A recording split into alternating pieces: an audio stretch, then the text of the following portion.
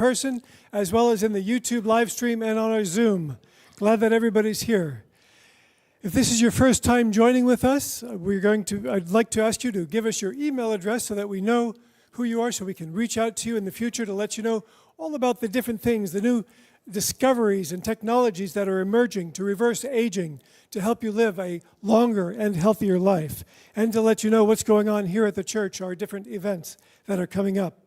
Now tonight we have a TV crew from Ireland filming, and if you object to being filmed for the TV crew, you want to sit in this back corner, your left back corner, and you can kind of hide out there. They're creating a special show, a 2-hour show on age reversal. Tonight we have 2 wonderful presentations for you. Dr. Joel Kahn will give a presentation on the war on heart attacks. And Bill Faloon will also be giving us a presentation, another age reversal update, one of his amazing presentations. Make note of your questions, as we will have a questions and answer session after each speaker, so you'll have a chance to ask your questions, both here in person as well as online. I want to thank you for your wonderful donations to the church. Many of you give online as well as in person. Thank you for that. With your donations, we can continue to have many great events. And also want to thank the people who came here for the first time, our new guests. And we'll get to you in a moment. Next month, we'll have a special event. Please bring your friends. It's Bring a Guest Month next month, so bring all of your friends. Let everybody know about the events. Okay. And now is a good time to have our creed. Dr. Dreyer, if you'll come up. Dr. Dreyer is going to recite our creed with us. Come on up, Doctor. Working mic, good. Okay, I got to tell a quick story before we read the creed. Something dramatic happened since the last meeting in December. And Johnny, you were here a second ago. He has a news feed, and a dramatic thing happened. It's at Case Western Reserve University. They were doing experiments on mice with Alzheimer's. Now, this is the amyloid beta plaque Alzheimer's, not vascular dementia. You know, all the drug companies say, oh, we've got a new drug. It reduces your decline in memory by 5%, but you still are going to end up in the tank in the end. Well, at Case Western Reserve, they completely reversed Alzheimer's in a matter of months in mice. They went all the way back to completely normal young mice with no dementia whatsoever. And this is Alzheimer's, which is like impossible otherwise to get rid of. Now, it is just a science article in the scientific literature. It hasn't reached Wall Street yet. But half my mom's entire life savings were invested in nursing home municipal bonds. They paid 6-7% tax-free. But 90% of the profit from nursing homes comes from the Alzheimer patients. My mom was in there. It's extremely profitable. Now, once that hits Wall Street, once they're going into clinical trials at the little hospital up there in Cleveland called the Cleveland Clinic, the world's largest and best hospital. And once they come out with their report to show that they're completely reversing Alzheimer's in humans, all those bonds and all the stocks in nursing homes are going to go to zero. And if your life savings or any fraction of your life savings are invested in those companies, you need to sell out tomorrow. Before the news goes mainstream.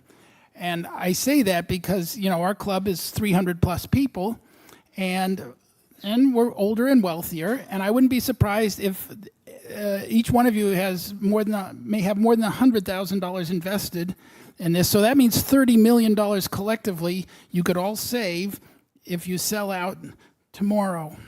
So that's my little bit of advice. Now, and the drug that's doing it is an off-the-shelf drug. It's NAD+, and then there's another drug that makes NAD+ act for like 8 days in a row. It's an NAD+ magnifier. Now, my wife happened to buy, this is not the drug, but she happened to buy a NAD+ multiplier in an Amazon mystery box, and there's like a dozen of them, and we're not going to use them. If you guys are interested, bug me afterwards. If you know what this is, you want to try it. I've got plenty. Anyway, let's do the creed. and read along with me, you guys, okay? You ready? We believe that all of life is sacred and that we have been given this one life to make unlimited. We believe in our Creator's divine plan for all of humanity to have infinite lifespans in perfect health and eternal joy, rendering death to be optional. By following our prophets, we achieve eternal life, creating a heaven here on earth. We follow Nikolai Fedorov, who taught that the transcendence of the Creator will be solved only when humanity, through our unified efforts, becomes an instrument of universal resuscitation, when the divine word becomes our divine action. Oh, and that's more. And we follow Arthur C. Clarke, who said the only way to discover the limits of the possible is to go beyond them into the impossible. And so we enter each day energized in spirit and empowered by the words of our prophets to live in joy, serving our Creator and the human race forever and ever. Amen. Peter, thank you. Okay. Thank you for that, Peter. I'd like to recognize our people who are here for the very first time. And Shri, do you have someone to help you or just you? Okay, so we're ready now. So who's here for the very first time? Please put your hands up. And there's a number of you. I appreciate you coming. Some of you heard about it from a friend. Some of you through some of the marketing that we've done. Keep your hands up. We've got a little gift for you. We're going to give you a little necklace. And that necklace earns you the right to go first in the dinner line, in the buffet line tonight. And we're so glad that you're here. And then before you leave tonight, be sure to check with Shri and the ladies, Alexandra, at the back table. They have a book as a gift for you. So they're going to give you a book. They're not going to give it to you now, so you have to carry it around all night. But before you leave, we've got that for you. So thank you for coming. I hope you enjoy yourselves, and I hope you're able to stay with us for the buffet afterwards as well. Also like to introduce or publicly recognize some dignitaries we have here. Dr. Kurt Whitmore from the Maharaj Institute. Thank you, Doctor, for being here. We also have Johnny Adams, who flew in from California. Johnny, if you'd stand. Great to have you here. Welcome. So, also want to thank David Feldman for the work he did helping us set up. Thank you, David, for your help. And also Sherry Kaplan and George Dubek for the work they did in some of the marketing they were doing. Thank you all. So now we're going to get right underway with our first speaker with the war on heart attacks. And remember, we will have a time for questions and answers afterwards. Joel Kahn, Dr. Kahn, he's from Detroit, Michigan, a practicing cardiologist and a clinical professor of medicine at Wayne State University School of Medicine. He's known as America's Healthy Heart Doc.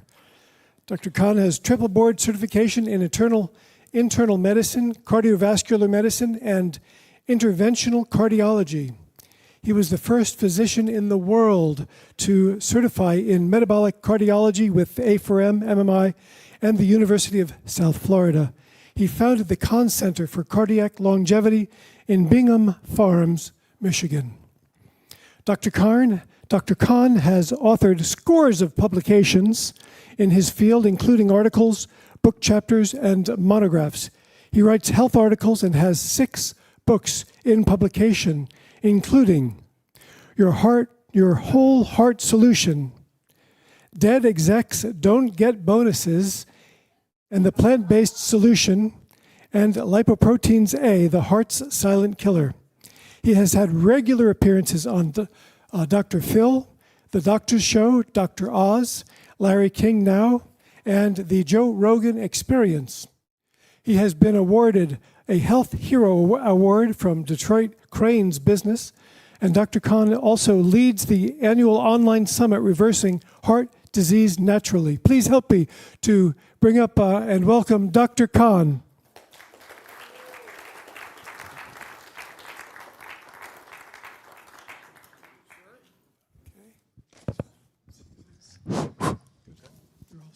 Well, thank you very much for having me here. I had the pleasure of visiting with you all last year when Dr. Josh Hellman spoke on the brain, a great talk.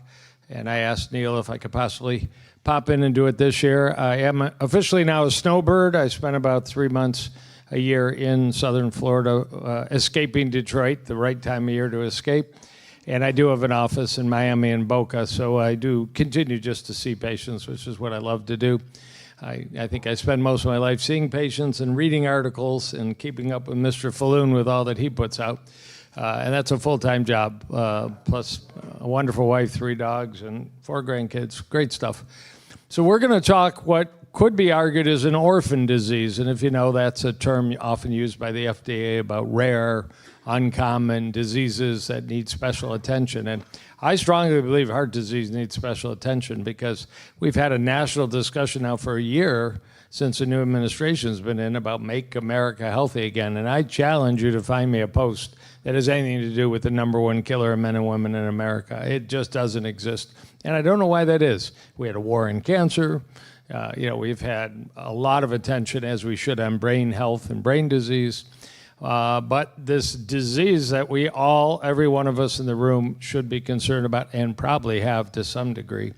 If you're over 35, you statistically have some degree of heart disease. Unfortunately, it's a degenerative, progressive disease that will take a lot of our lives and steal a lot of joy out of our lives while we're still alive. So I'm going to delve into that. I'm going to go quick. I'm going to try and hit the right button. And, there may be some controversy about a little bit of what I present. Even I think Mr. Faloon doesn't completely agree with some of the testing I'm going to talk about, which is fine. And that's what we're going to do with questions. So, but, the plea is pay attention. We just got new statistics out from the American Heart Association this week on what are the leading causes of death in America. It wasn't any different than it was since 1918. It's cardiovascular disease, cardiovascular disease, cardiovascular disease, the latest statistics. This remains true despite all the ICUs and ambulances, drugs, pacemakers, stents, bypass surgery, and everything else we have available. Somebody dies every 36 seconds, and somebody has a heart attack or a stroke in this country every 40 seconds. If you do it worldwide, it's every 3 seconds. So it's a problem. Of course, some people are already at the end of their life, and sometimes this can even be a blessing. Suddenly, life ends without, hopefully, too much pain and suffering. But when you're 42 and 37 and 51 and all these terrible ages, and just like colorectal cancer is creeping into younger and younger people, heart disease is showing up younger and younger. This is a great slide, but as I look at the screen in front of me, you'll have trouble reading it. Why is it that we don't pay that much attention to heart disease? And there's probably a whole lot of reasons. Maybe we just don't want to deal with the fact that it's such a big beast. But if you look over to the left, it simply says in the column with the blue box that heart disease is the #1 cause of death in America. We know that, and cancer is #2. But if you look at the New York Times, the Washington Post, and Fox News, heart disease gets discussed 2% of the time. It takes a third of the lives in America, but it gets in the news 2% of the time. And a lot of people get their news from outlets like that, CNN and MSNBC and on and on. It just does not resonate like terrorism and homicide and drug addiction and all the other conditions that are certainly a threat to our health, but not as big a threat. So it's just not being discussed. There was a ray of sunlight this week that a group of cardiologists have made a proposal to Bobby Kennedy and HHS to bring heart disease up as one of the major topics in the MAHA movement. Whether you're for that or against it, I don't know how you could be against making America healthy. But the question is, how do you do that? So I'm hopeful. And the current paradigms are very strange for heart disease. I won't ask how many people in the room get mammograms or colonoscopy or do the test called Cologuard or some other advanced ways to screen asymptomatic people for cancer. But when you talk about heart disease, there is no screening. Doctors don't get paid to do an electrocardiogram in the office anymore. Relatively semi-worthless test, but you don't get it anymore. Think about last time you saw a doctor. Blood work is routine. Everything's routine. There is no aggressive effort to identify heart disease. Better we prevent it. There's no doubt. Ben Franklin, an ounce of prevention is worth a pound of cure. But would you rather pick a condition up in stage 1 using cancer, language, than stage 4? And heart disease is picked up in the equivalent of stage 4 when you're in an emergency room or you're in an ambulance or worse, you're in a funeral home. That's when we pick up heart disease. It's a completely crazy paradigm.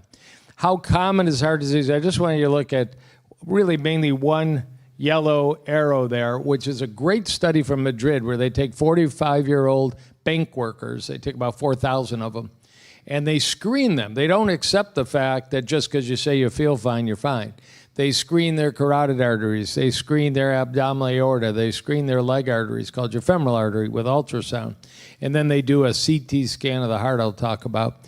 And they find, if you can read the very small print, which you can't, 62% of 45-year-olds in Spain have heart disease they did not know about till they looked for it. I mean, that's a higher rate than you get from a mammogram or a colonoscopy or the other routine measures in medical care. If you're at all in the realm of following Instagram where everybody says that cholesterol doesn't matter, I'm not saying that's correct, I don't agree with that, but that's what you hear. There's a straight line between your blood LDL cholesterol level and the presence of disease in this, one of the largest population studies we have. So we know one of the factors. One factor is inherited or lifestyle-derived high cholesterol. That's only one factor out of dozens and dozens and dozens. It's getting more complex because air pollution and phthalates and BPA and BPS and PFAS and all these environmental contaminants are absolutely triggering heart disease and death, documented in medical literature. We just don't talk about it. So it's a big problem when over half of 45-year-olds have asymptomatic blood vessel damage. And as you think about it, how healthy are you going to be at 70 if at age 45 your blood vessels are starting to deteriorate? Your blood vessels do everything. They keep your kidneys going. They keep your brain going. We just heard the word vascular dementia in the introduction. They obviously keep your heart going. They keep your fitness. They keep your vitality. So we need to focus on keeping our roadway, our 50 to 60,000 miles of arteries in our body, let alone the veins. But the veins are relatively resistant to atherosclerosis, where humans are relatively unique in that regard. We develop atherosclerosis with an aggressive nature. And you can hardly find any other mammal on the planet that does that. There's some very interesting reasons about vitamin C and nitric oxide and genetics and lipoprotein little a I'll talk about. We don't know why humans are so prone to this disease, but your dog and I don't want cover the ears of that little cute little doggy. Other animals die of something, but they do not have dog attacks. You just don't read about Lassie suffering from that. It doesn't exist. So one section of what I want to tell you about is it is possible. I have been practicing cardiology for 36 and a half years. I used to be in the cath lab. I used to do angiograms and stents and angioplasty. But I would see people at the end stages of this disease. And yet, 400 years ago, this brilliant English physician, Thomas Sydenham, said, a man is as old as his arteries. And he was the most famous European physician of his age. Maybe he was even Irish in honor of our guests. We'll give him an Irish heritage, even though I do think he was from London. And now we don't say a man is as old as arteries. We have to say a person is as old as their arteries.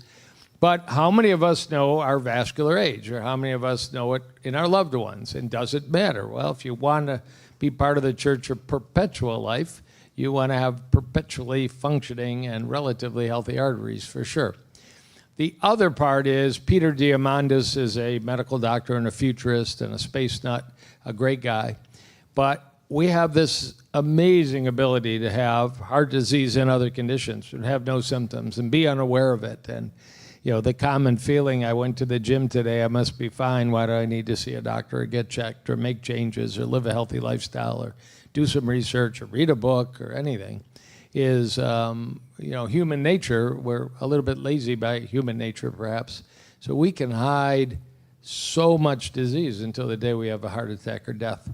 And the final part of kind of the philosophy of a more aggressive war on heart disease comes from this very famous European vascular specialist and cardiologist who said, you can talk to your doctor about your lifestyle, and you should, and your doctor should ask you questions, or the nurse, or the PA, or somebody.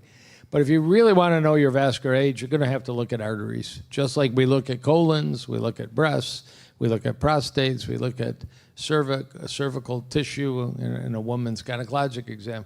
We need to look at arteries like they did in this large study in Madrid called the PACES study. But if I were to ask each one of you how many times you've been to your doctor and they've talked to you about your vascular age and they ran tests on your vascular age, you would probably say, I don't even know what that concept is or how you do it. So I'm going to tell you how you do it. I'm going real quickly on a little historical discourse.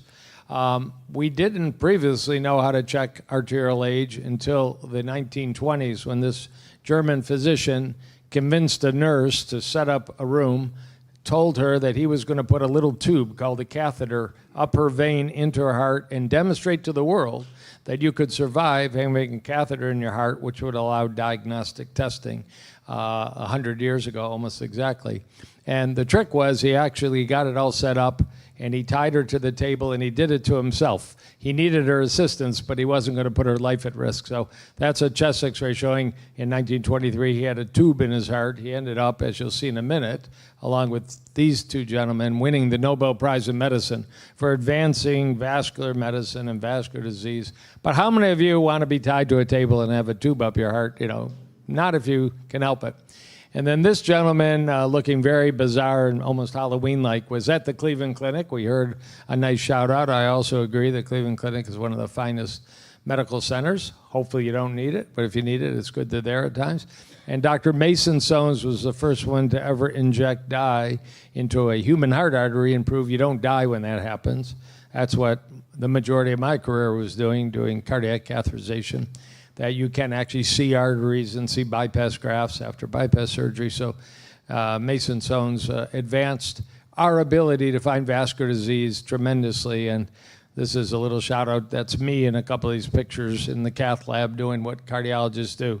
Standing, would you like a job where you stand next to an x-ray tube for 8 hours a day, which is what I did for about 25 years, but I exited it in good health, and I'm glad I had that opportunity, but I left it to the younger people.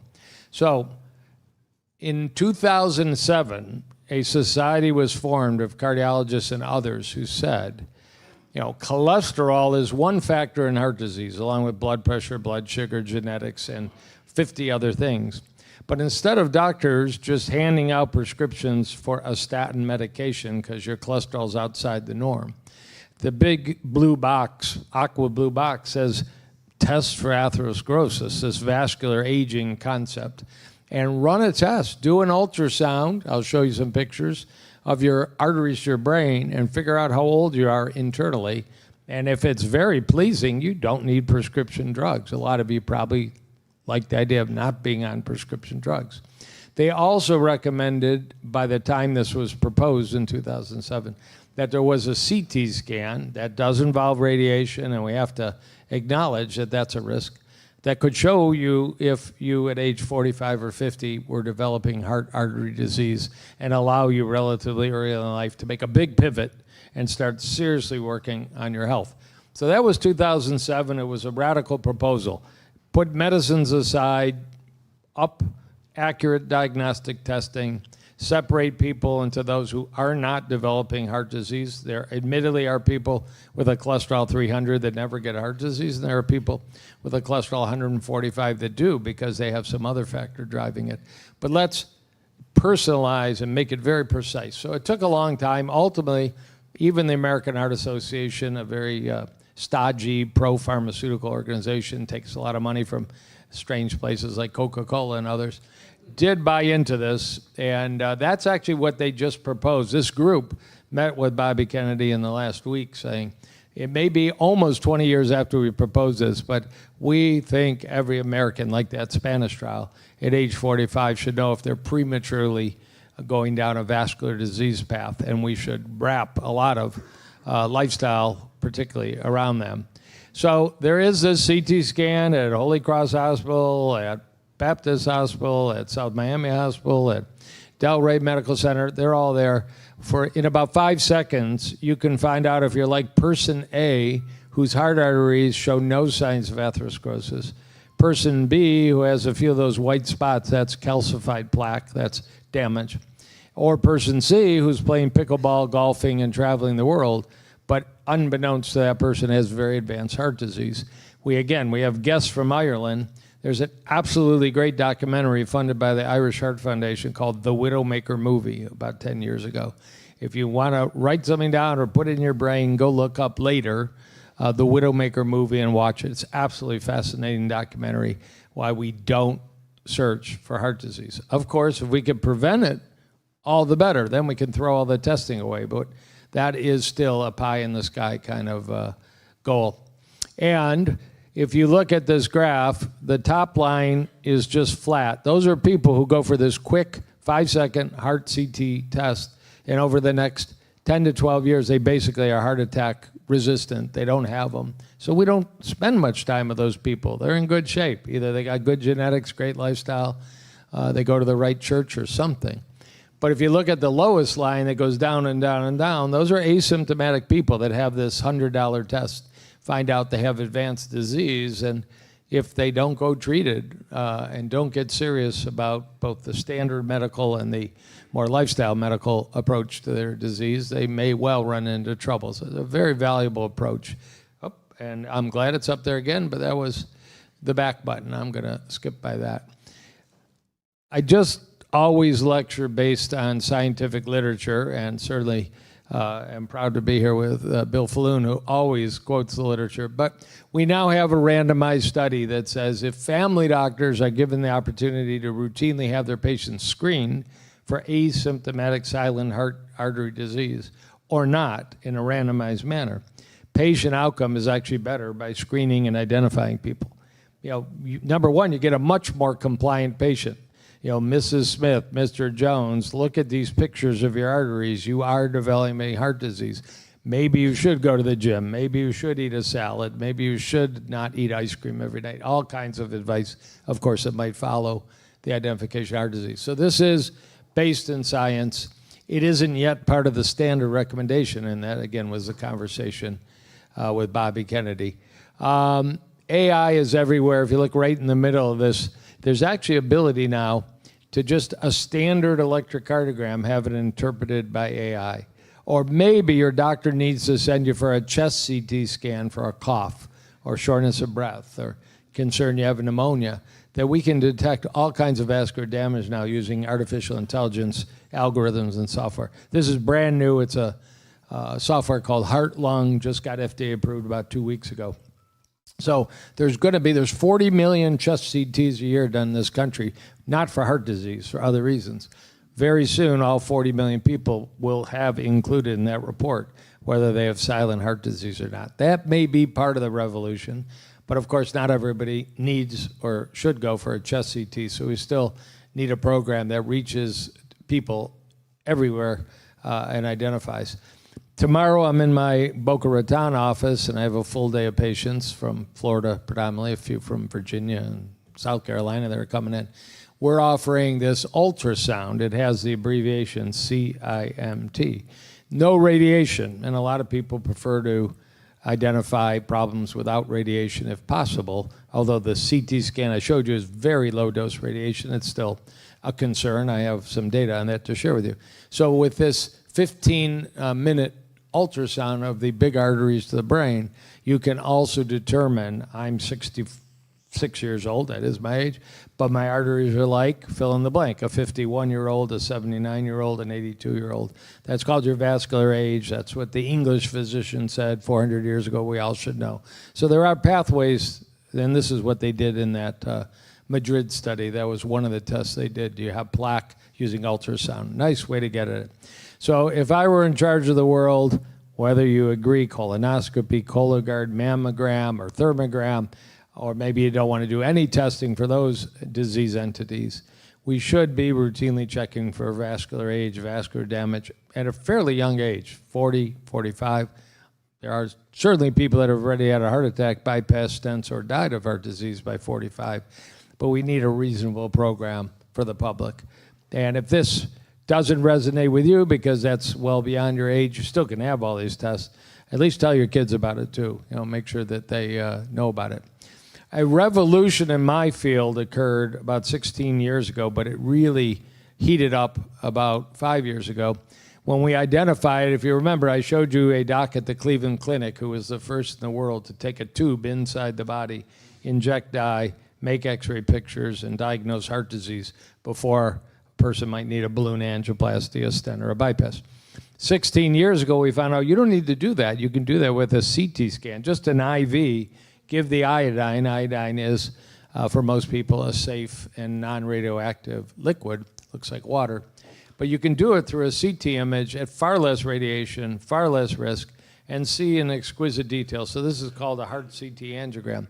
But what happened in 2020, 2021 is a startup, a software startup, an AI startup. It's called Clearly Health. I'm not an investor. I'm not an owner. I have no conflict.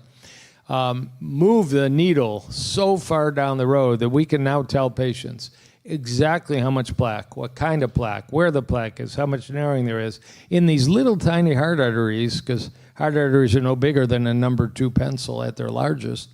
And we never could do that before in the whole history of cardiology. So there is, I'll give you a case study.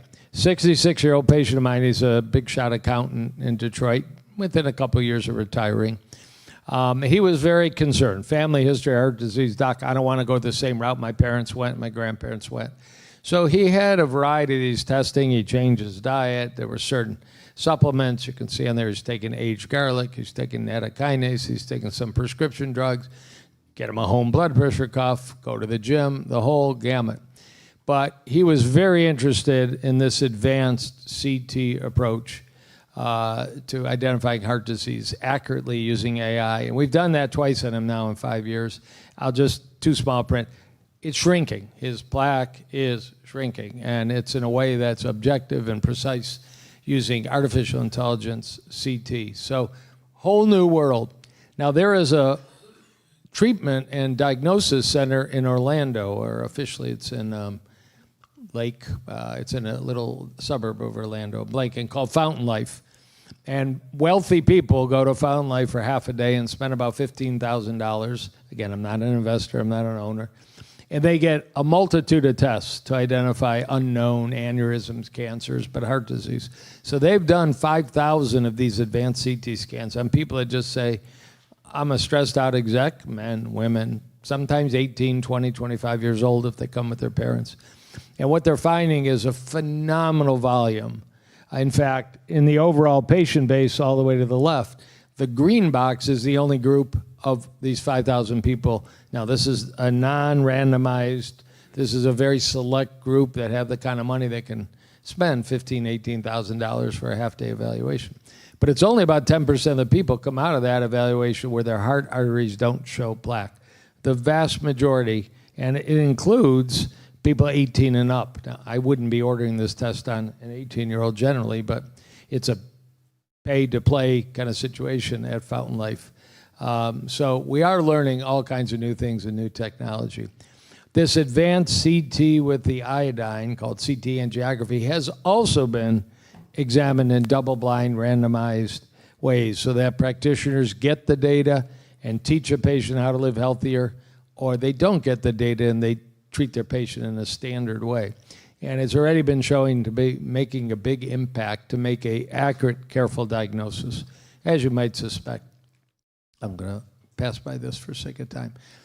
Because science, has to provide us quality and reliable answers, and a lot of that comes out of large trials, this idea that maybe we should be more routinely screening people, even with this very advanced CT angiogram. It's available all through this area. I order these studies on people throughout Michigan, southern Florida, and really anywhere in the United States. There is a 7,000 patient randomized study that's about halfway done so far. Does it really make a difference? Are we really going to drop heart attack rates? Are you really going to live a longer, healthier life? Are you really going to avoid emergency rooms and bypass surgery and stents? So that study is called Transform. They're about halfway through, taking 7,000 people. Amazingly, everybody gets the CT test to know if they have disease, but only half the patients and only half the doctors are going to get the results. And the others, They're going to mothball the data and just follow for 3-4 years and see if knowing this data makes a difference. So fascinating. I don't have the results for you yet, and I'm going to skip by that one. I put a shameless plug here because there's a blue bottle there that a lot of you recognize.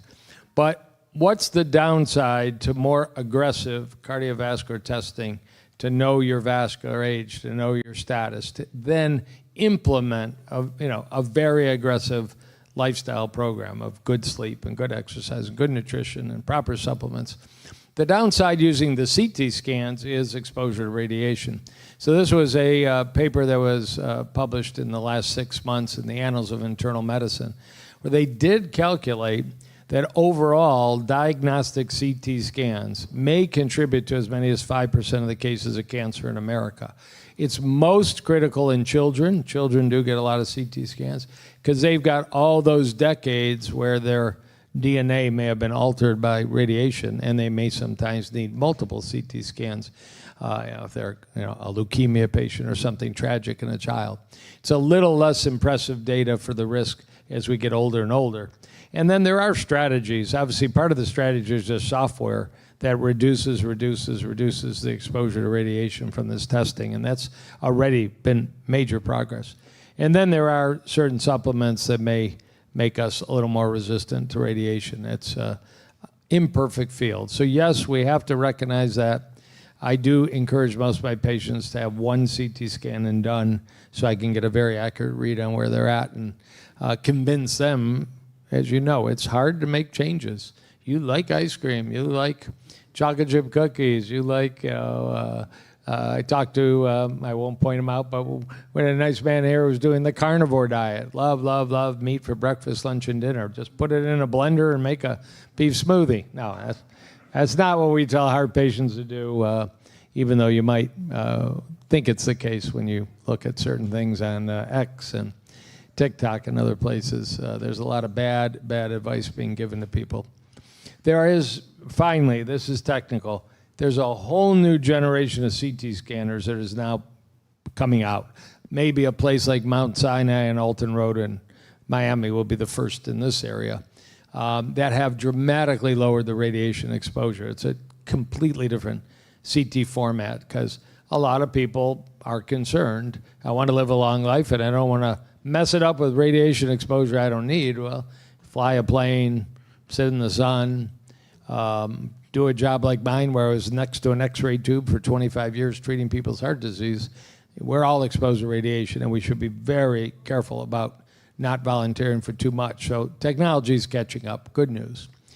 Point number 3, how are we going to beat down heart disease so we can live a long and healthy life and have a great health span, is get out of the standard medical model where you get 3 tubes of blood once a year at your internist family doctor and all. And there's many opportunities. Of course, probably the longest one that the public has known about is you can order labs for life extension. Now there's several other above-board companies offering that too. This is a famous picture from a famous magazine that Mr. Faloon started 40 or so years ago, pointing out that there are many factors that cause arterial damage. And you could easily triple the number of daggers nowadays. This is probably about 12, 13 years old. And you have to test for them. How are we possibly going to tell you what kind of shape you're on if we don't know about your inflammation and your genetics and your insulin resistance and all your vitamin levels, and let alone just standard things like kidney? So the number one test people need to have, everybody in this room should know, it's called lipoprotein A. It's a blood test. It's a genetic cholesterol. 20 to 25% of people, so a quarter of the people in this room, their mom, their dad, or both gave them the ability on chromosome number 6, it's all genetic, to make this cholesterol, which may be what's already been judged to be 6 times more damaging than the regular cholesterol you hear about all the time and the controversy around it.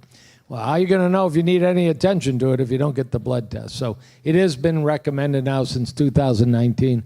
Everybody from age 18 and up should have this blood test once. $25 blood test, $30 blood test, simple thing. And if it's normal, you're done. And if it's very high, you need to find somebody who knows what they're doing and specializing it. This is a book I wrote a few years ago. It's not a the best book in the world. It's just the only book in the world on this topic. Sort of crazy. And lipoprotein A, if you look at the top of the slide, it causes inflammation, usually not really good for aging. It causes atherosclerosis, not very good for aging. And it causes clotting, called prothrombotic, not very good for stroke and heart attack risk. So we're still struggling to find good solutions. The pharmaceutical industry wants to be the solution, and they're working hard at it, but we don't have an FDA-approved drug. And statins, your Lipitor, your Crestor drugs you know about, actually don't work for this cholesterol at all. They make it worse. So it's not the solution. And there is no diet or exercise. So we're in a bit of a pickle right now. The only supplement that lowers it routinely is niacin, plain old flush niacin, which very few of us cardiologists still use, but I am one that does and can get this little particle number down quite a bit using niacin. I'm going to go past that. So what are we going to do? You go through the testing, you get the labs, you have your carotid ultrasound shows plaque. Maybe you go ahead and get some more advanced cardiac testing. Maybe you've already had a stent or a bypass or a catheterization. We got to figure out how to reverse this terrible disease. Causes erectile dysfunction, causes dementia. Again, hopefully everybody in the room, male and female, doesn't matter, knows that erectile dysfunction can be a clue to advanced heart disease. It's not just a clue to get a prescription for a nitric oxide booster or a erectile dysfunction drug like Cialis. It's a clue you may have heart disease, so do everything that we've talked about if that's a manifestation. We talk about atherosclerosis above the waist and below the waist. Simple one. But we have completely forgotten some seminal research, 1983, then 1990, then 1998. That's a long time ago. No medical student gets taught this anymore. No cardiology trainee gets taught this. But that a very, very bright and unusual medical student, then he became a resident, named Dr. Dean Ornish, and born in Dallas, Texas, but trained in Houston, trained in San Francisco, did a randomized study of people with proven heart disease, proven blockages. You can't make those go away. Well, he didn't listen. He was young. He was contrary, like a lot of people in this room are contrary to the main medical message. And he took a group of people with advanced heart disease, and he did it through the proper informed consent method. But they agreed to have a heart catheterization. That's an invasive study at baseline, 1 year, and 5 years, purely for research. And if you look at the black dots, that's the group that we're told, we did your procedures, we measured your plaque, but just follow with your cardiologist. You don't have to make any changes for this research study. And if you look at the little white boxes, there's 3 of them going down. Those are people that were willing to work with Dr. Ornish, changing their diets to a largely plant-based diet, not a carnivore diet, to walk every day, to do some yoga, meditation, stress reduction. And the black circles show that when you just use standard medical approach to heart disease, it gets worse over time. That's the amount of blockage going up and up and up. But it was possible and proven for the first time, something we should celebrate, something we should put in every waiting room of every doctor in this country. Heart disease can be reversed to some degree. And this wasn't with a new superpowered drug. This wasn't with as exciting a concept as we heard about a NAD plus and some booster that's out there. This was lifestyle. Lifestyle's not expensive. Lifestyle, everybody can do. It's just, there's too much noise out there. Everybody's got their theory for the best diet in the world. Well, for heart disease, game over. Game was over in 1983 and 1990. We know the best the best diet for heart disease, and it's the produce department. It's not the meat department. It's not the cheese department. It's not the fish department. God knows it's not the cookie cake department. So we should honor that. There are supplements that have scientific studies, usually in humans, maybe not giant studies. Some of my favorites I use in my clinic, pycnogenol, which comes from the bark of French pine trees, centellicum, which is a plant called gotu kola from India, nattokinase, a blood thinner, pomegranate, garlic, omega-3, probably high-dose vitamin K2, bergamot, berberine, and a seaweed product called arterosil. There are supplements that can help patients. Always better to prevent than try and reverse. This is a slow, tedious process. But on top of your excellent lifestyle, which you should study, documentaries like Forks Over Knives, if you've heard of it. If you've heard of it, go watch it. And the other one I mentioned was the Widowmaker movie. There are new drugs that reverse atherosclerosis. There's one that's called a PCSK9 inhibitor, a drug called Repatha, a drug called Praluent, that is showing great promise for reversing plaque. And now that we can measure it with ultrasound accurately, or if needed, we can measure it with CT AI studies. We can actually document, not just in a research study. My patients get tracked for plaque because the technology's out there already. So yes, we can reverse it. All right, I just want to, as a last couple minutes, I got to talk about new stuff out there. This crazy upside down food pyramid with the cheese and the meat and the pepperoni on top. So a lot of people are praising it. You know, it says don't eat junk food. It says cut back on sugar. They still left in the statement limit your saturated fat. So this is the first attempt at the government getting involved in trying to teach Americans how to eat. This was 1980. Well, if you read it and you read what just came out 3 weeks ago, they say the same thing. There's really nothing new under the sun. It says up there, cut back on added sugar. That's a good idea. That's not an apple. That's not a mango. That's, you know, added sugar in a Coca-Cola or a Mountain Dew. It says limit your saturated fat. Well, so do the new guidelines. You know, it says eat a variety of whole foods. Well, that's not processed junk. So I'm skeptical that there's really been much advance, at least advance in terms of the science. And a lot of people push back over the food pyramid. Yes, let's praise it for bringing up again to the American public, don't eat garbage in the middle of a grocery store, a gas station, a vending machine. You know, you're going to have a garbage body if you eat garbage food. But it's really things that we already knew for quite a while. So you can look at the cows looking at the new food pyramid. What are they saying? This doesn't look good to us. It's like Chick-fil-A. I won't go through this. I kind of mentioned pros and cons. And I think the most unique approach to this is the food pyramid that got published by the USDA 3 weeks ago. But you can see they sort of turned it upside down. So now the pyramid is richest in fruits and vegetables and grains and beans and nuts and seeds, things that Dr. Ornish used to reverse heart disease. Dr. Ornish then went ahead and did a study in 2024 where he reversed early memory deficits, people on their way to dementia with the same plant, strong, exercise, lifestyle, stress reduction program. So it doesn't just work for heart arteries, works for sexual health, works for brain health, works for kidney health. So I love that we fixed this food pyramid by just turning it about 180 degrees around. I got to tell you, I'm always learning new things. And one of the things I learned just last week, some of you are aware that people are being bitten by a tick. It's called the Lone Star tick. And if you get bit by that tick, there's a chance of all bizarre things, you develop an allergy to red meat. And in fact, you develop an allergy to gelatin. And if you take supplements in gelatin, you might actually start to wheeze, have difficulty breathing. And there's been at least one death reported in the United States just recently. There's about 1 million people in the United States have been bit by this tick. It started in Virginia, but it's all the way to Mississippi. It's up to Michigan. It's down throughout Florida. And if you get bit by this tick, you may have a lifelong red meat allergy. And even more bizarre is the allergic reaction to this moiety that's in the tick, and you become allergic, affects our arteries adversely. It's been shown the more you have an antibody to, it's called alpha-gal, the higher is your chance of having heart artery damage. That has been in the news because this summer there was an outbreak of this tick in Cape Cod. Like every restaurant had to put vegan options on because there were people that couldn't eat meat.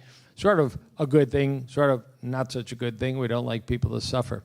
What I was unaware of is that food allergies are just another one of these 30, 40, 50 things that lead us to have artery damage. And there's very clear data that if you have a milk allergy to the protein called casein, not the lactose sugar, that just causes stomach upset that we call lactose intolerance, but you can have a pretty serious allergy to the casein protein of milk, that your risk of heart disease goes up dramatically. I am not a fan of my patients drinking dairy. Most of them are lactose intolerant and they don't feel good. But this is a new angle why the new food pyramid, with its major emphasis on more and more and more dairy, may work out not so well in terms of our heart disease risk. So new science that I just learned about. I'll delve in this and then be done. This is a pretty dramatic statement. This is a email I got. You can see there, January 21, 2026. The Holy Grail. We have cured heart disease. And the basis of this was a paper in a journal. I'll give you the bottom line. It's a journal where if you write a paper and you pay them money, they publish it. It's not the typical, and that, you got to be wary. You got to be wary of all medical research for this reason. But that using a suppository with a chemical in it called cyclodextrin, trade name out of Australia, this suppository is called Cavidex, may shrink plaque in heart arteries. And this is the Holy Grail. The war is over. We got the cure. Just put a little up your rear end once a day and you'll be good. Now, the first author of the study, this is how suspect you have to be so often, is the owner of the company. So there's a little bias there. The second name is a very well-known cardiologist from Toledo, Ohio, I've known for 20 years plus. And I called him, and I knew he was using this product in some of his patients. And I said, congrats, you got this paper published. It's really interesting. It's really poorly written paper, but it made it to a journal.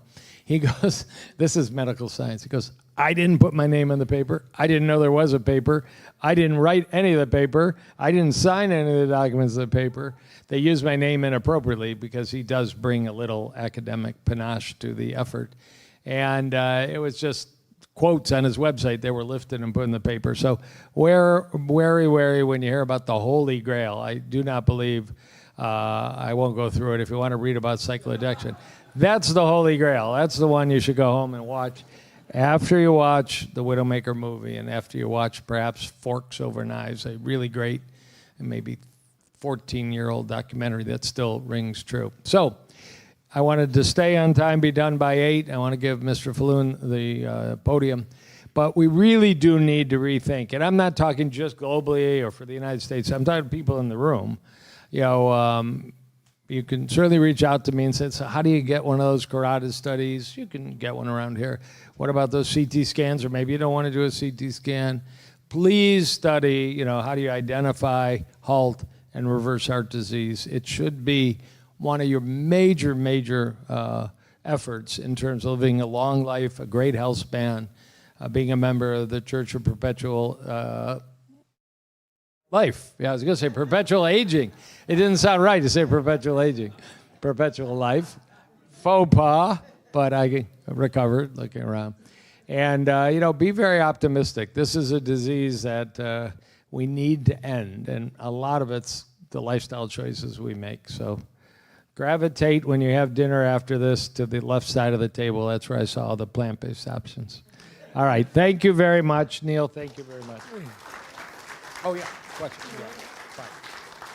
I'll give So Q&A. we do have a moment for some questions and answers. And the first one I'm going to bring from online, if I may.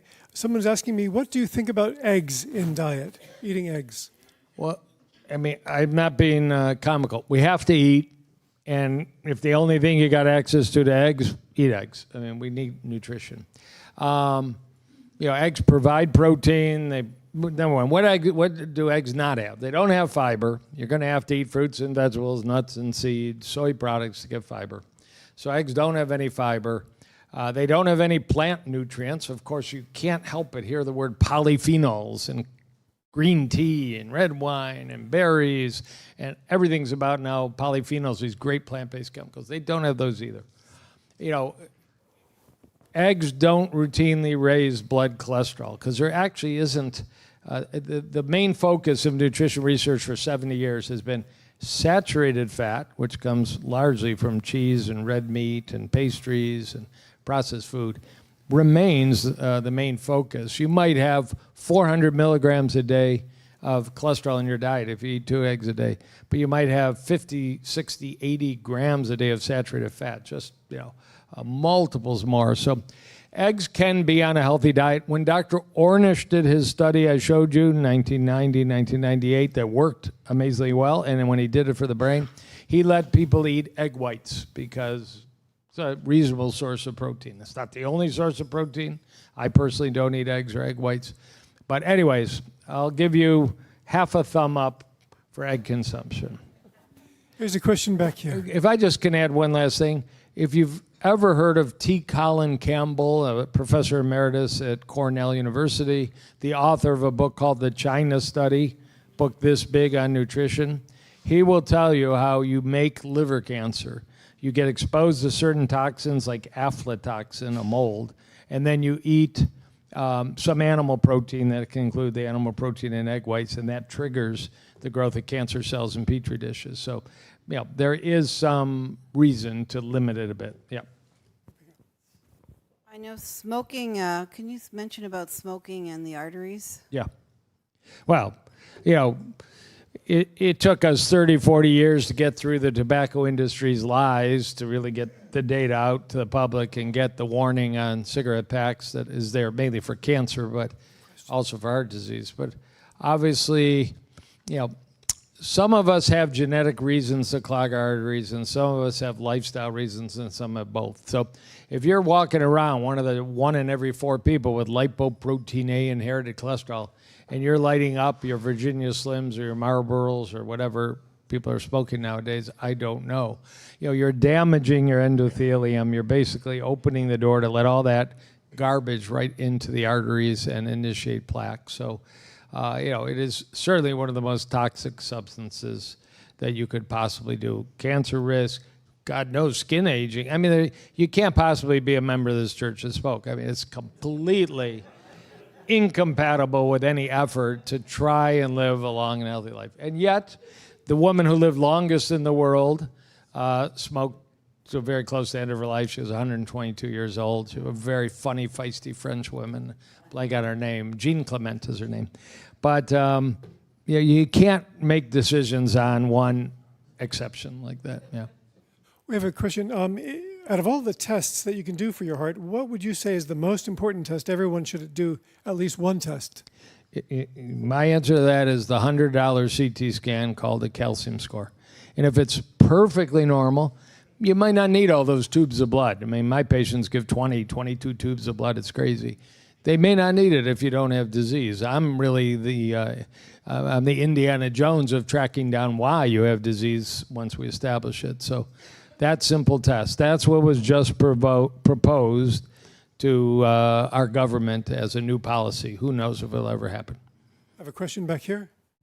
There was a book that came out 4 decades ago by Matthias Rath about eradicating Yeah, right. disease. Yeah, great guy. He said vitamin C alone reduces it by 50%. Right. So Matthias Rath, R-A-T-H, is a German physician who was over in Portland with Linus Pauling, and a lot of people know the name Linus Pauling of blessed memory. And one of the theories, and one that I personally buy into, is humans can't make vitamin C. Vitamin C helps us make strong arteries by promoting collagen production as well as being an antioxidant. And humans are almost unique on the planet. There's a few other species that also can't make vitamin C, like some fruit bats and a couple primates. And so Matthias Rath proposed that lipoprotein A, that cholesterol, was the main instigator of plaque, and a large amount of vitamin C in your diet and as a supplement, along with something called lysine and proline, may protect your arteries. It works in guinea pigs. That's all it's been tested in so far. I believe it, and I teach it to my patients as an option, an inexpensive supplement program. Vitamin C, lysine and proline, sometimes a few others. But I couldn't convince one academic, university cardiologist that we've proven this. It's just a no-brainer to perhaps consider it. We have a question over here. The thing about fiber is in your gut. Right. The bacteria turn fiber into ketone and ketone esters. Ketone, a lot of it's acetone. That takes a toenail polish off. I bet it dissolves artery plaque in a heartbeat. Well, the general topic of gut-heart connections, which is obvious, food is a gut-heart. Eat healthy food, you may have less heart disease. Eat unhealthy food, you may get hypertension, diabetes, and heart disease, is clearly important.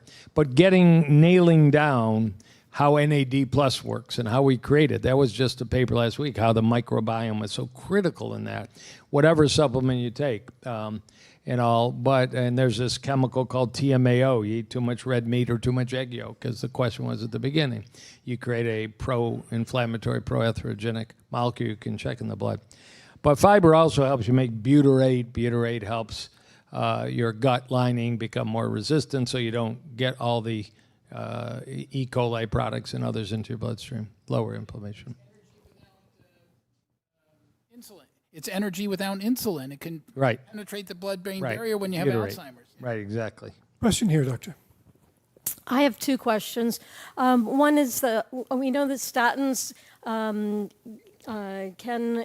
lower cholesterol, but it also affects the increase of the liver enzymes ALT and AST. Which is more detrimental? Which should we focus on? The elevated liver enzymes or reducing the cholesterol? Yeah, it's true. It doesn't happen in everybody, and that's just one of many possible side effects from statins. Blood sugar elevation is probably more common. Muscle aching is more common. It depends on the person. They never should be on a statin if they don't have established heart disease, like a heart attack, a stent bypass, or one of these tests. And too many people are. I take them off if they don't have established heart disease.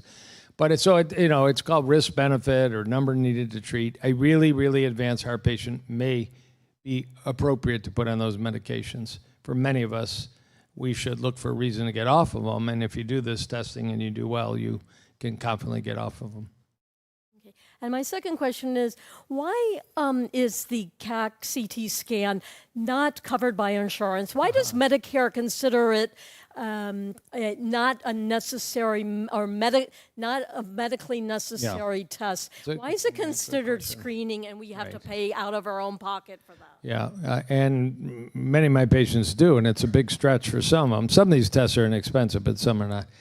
There just hasn't been a group that's demanded from CMS, Dr. Oz kind of people, that we should cover it. But that's what was just proposed, routine coverage for some of these tests. So we'll see in the next 12 months if there's any progress. I'm not optimistic. Oh, hello. My mother had a stroke 2 years ago. She's 86 years old. Yeah. She just asked me, actually, I think it was last week, what is vascular dementia? I mean, can you very, very briefly explain what it is and how can you prevent it? Vascular dementia is the limited blood flow to the brain so that it ends up malfunctioning, of which memory loss is part of it. And there are some really dramatic pathology studies of arteries in the brain in people without dementia, with dementia. Boy, the arteries in people with dementia, they're very thickened, they're narrow, they look like heart arteries before you have bypass surgery. So, and now so many studies say the same thing cardiologists talk to heart patients about: blood pressure, cholesterol, blood sugar, exercise, sleep, stress, diet, works out as major predictors of dementia. And again, you don't want to have dementia. You got to start with a healthy lifestyle as early as possible. You may need more than that, but you definitely need that.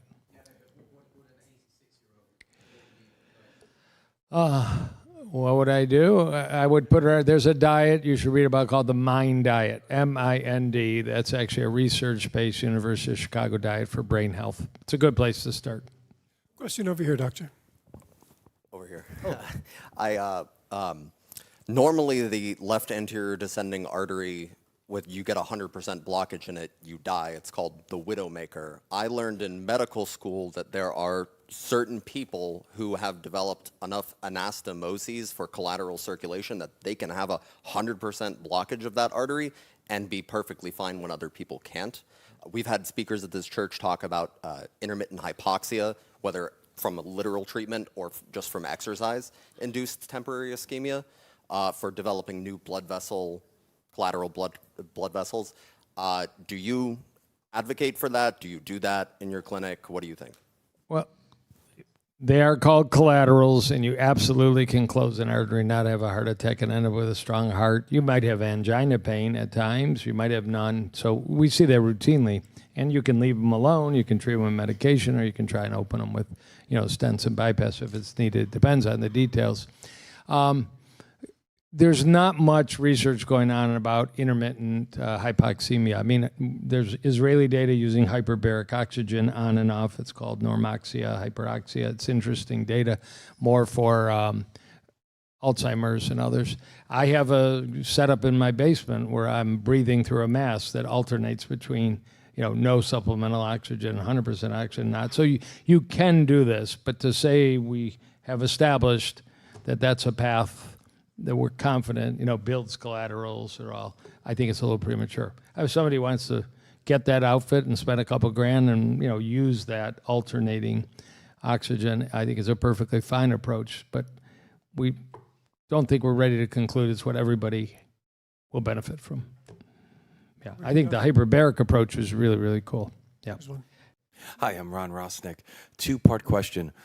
NAD Plus has been getting very popularized all over the place with biohackers, but I've tried the pills, and then I found out the pills really don't work, that you have to do injectables. So do we need injectable NAD Plus? Second part of my question, as a biohacker, a lot of information is coming out on peptides, even though they're not all FDA approved in other countries. Right. They're using them successfully for cardiovascular health. SS31 seems like it's got a lot of promise. What do you know about that? Yeah, I mean, each of those could get 20-minute answers, but NAD Plus I think is interesting. What I suggest you read, 3 weeks ago, there was a fascinating animal and human study combined. I think it was in Cell, one of these real high-end journals that the papers are 40 pages long.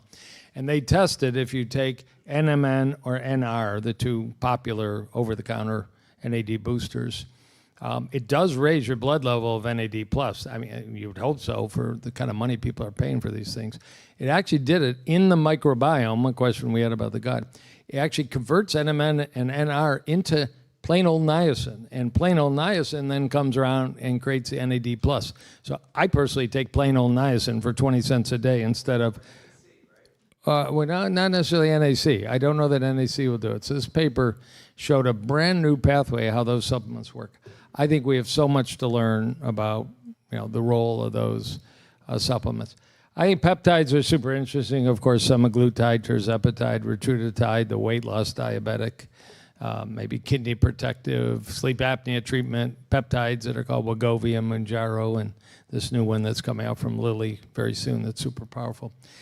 I don't use the other peptide. I personally am wary of growth hormone peptides, Semorlin and Tesamorlin and Ipamorlin. I just don't know why we're injecting growth hormone into our body when cancer researchers tell us we're trying to lower growth hormone. All right. Yeah. If for those that need it, I think I'm a pro GLP-1 doc, but not so pro growth hormone peptides. Yeah, it has a lot of, you go to PubMed, you're not going to find a cardiac trial that's going to give you any data. It's a lot of hype right now. And there are these bioregulator peptides. You sound like you're interested. There's a number of them that are ground up animal heart, and you swallow them, and it's supposed to make your heart better. I think I'd like to see that tested. There's a question back here. Doctor, great presentation. Thank you. Doctor, some doctors say that, like, for example, vitamin K2 and the combination with vitamin D3 can remove plaque, calcium plaque from the arteries and put them back in the bone where they're supposed to be. Like, what's your opinion on that? And what other supplements maybe can do some effective things like that? And very short answer, a lot of us have been using vitamin K2 for a long time. There were 2 studies published about 3 years ago, the same data set, about 350 people with aortic stenosis, which is calcium in your valve, and coronary disease, judged on a calcium score. They used 720 micrograms of vitamin K2. Most of us would say that's a pretty high dose because most of the supplements you see are 100 microgram, 200. They used 720. The conclusion was it did nothing. Now, if you actually read the paper, the aortic stenosis got worse slower than the placebo. The coronary artery calcium score went up less than the placebo, but they didn't meet statistical significance, so the study was negative. Now, there are supplements out there that do 25 milligrams of vitamin K2, not 720 micrograms. That's 50 times more if my math is semi-right. Untested, but I use it, to be honest. I use high-dose vitamin K2. I don't have any proof for the patients. It's not very expensive. It's probably good for your bones. With D3 and magnesium and your 55 other supplements you're taking. Here's another question. All right, Johnny Adams, coming all the way from California. My new best friend, we just met.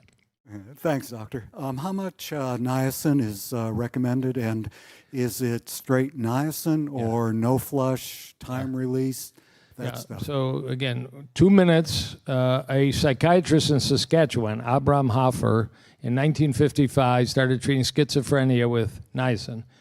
Plain old niacin, turn beet red niacin, 1,000 milligrams 3 times a day, and then you go up. That is a really serious dose of niacin if you ever just get straight niacin. Dramatic response. He actually went to Mayo Clinic and lectured on it, and they started using it. They were skeptical. At the Mayo Clinic in the 57, I think it was, they discovered that niacin lowers cholesterol. And then about 20 years ago, we discovered niacin lowers lipoprotein A, not just LDL cholesterol. So on paper, it's a perfect drug. And there's a beautiful study in 1976, the Coronary Drug Project, where a gram of niacin 3 times a day in heart patients, proven, lowered heart attack, lowered stroke, and in the 10-year follow-up, lowered death rates. So I think niacin on paper has a pretty good argument if you can tolerate it, if you check the liver enzymes at all. Cardiologists hate niacin right now. I mean, the chief of cardiology at Cleveland Clinic will call me up. You know, I saw something on social media where you stop talking about niacin. We hate it, we hate it, hate it. I really don't know why. It costs 20 cents a day. 80% of people can tolerate it. I use an extended release niacin, but it's real niacin. You flush. You ever take plain niacin, you just got to be tough. After about a week, you get used to it. So my patients, you can't even keep them on board anymore after a week. They don't like it. But you can't use nicotinamide. Nicotinamide is great for your skin and lowers your basal cell, and everybody in Florida should take nicotinamide, but it doesn't lower cholesterol and it doesn't cause flushing. It probably boosts your NAD plus levels, though. There's a question back here. And Neil, you're a question. I've got to give the boss some time, man. Yeah, thank you for being a scientist. Okay, just thank a practitioner. I noticed that your whole speech dealt with the we being in the United States. Now, back in the 50s and 60s, we pretty much had parity in lifespan with Europe. Now Europe has leapfrogged us, not 5 years or something like that. And there's so much research going on. I now am bringing in 2 medical devices, one from Italy and one from Switzerland. They deal with frequency. I've actually used frequency to help revascularize my heart. Kenny Hershkowitz did 3 valve repairs, and John Brzezinski was my cardio until he retired. And they said, we rarely see it, but you've remodeled your heart. And it's basically, I think, because of things that I've used that are not standard in the United States. Are the folks that are looking at this stuff in the United States, are they even paying any attention to what's happening in Europe? Now, just to put one thing, I noticed that women live longer than men, and people live longer in Europe. So I'm seriously considering moving to Europe and becoming a woman. But what about the research that's being done on the non-standard things in Europe? Yes, we pay attention. Actually, the European Society of Cardiology has an annual meeting. It's become the biggest meeting in the world. It used to be a United States meeting, so many of us go to Barcelona or other places because the meeting is so exciting. And you're absolutely right. They're much more open to some of these alternative treatments like PMF pads and red light therapy and all. But I don't think there's any serious research going in the United States in that regard. It took 30 years to do a chelation randomized trial, and that's done and over. It wasn't very productive. So these other therapies are just not financially viable to do a big trial and prove it. So, that's why people seek out alternative healers to get some new ideas. So we only have time for 2 more questions. Okay. There's about 15 people want to have questions. So after the event, I'm sure that Dr. Kahn could meet with you. If you have a question that we can't get to it, perhaps you can talk with him. But here's one here. I just got to be in my office at 9 tomorrow morning. Hi, I would like to know your opinion on the chelation therapy for HOR calcification. Chelation therapy, which is the idea that goes back. Actually, I'm from Detroit, and it was proposed in Detroit in the late 50s that we could remove heavy metals from the body with certain intravenous agents like EDTA. And many practitioners started doing it for heavy metal toxicity, and then certain docs started doing it for hoping they could reverse coronary disease and coronary calcification.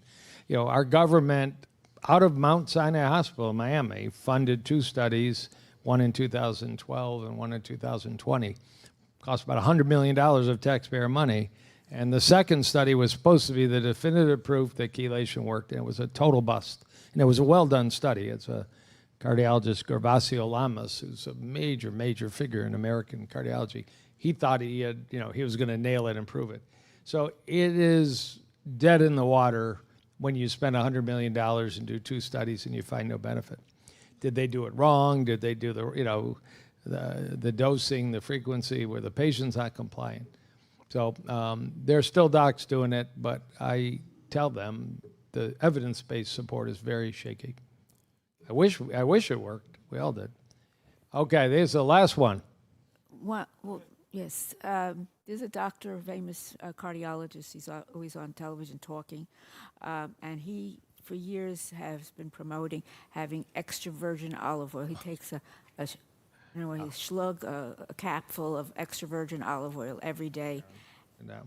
Is that what you're drinking? Extra virgin. And I do the same. She's asking your thoughts on extra virgin olive oil.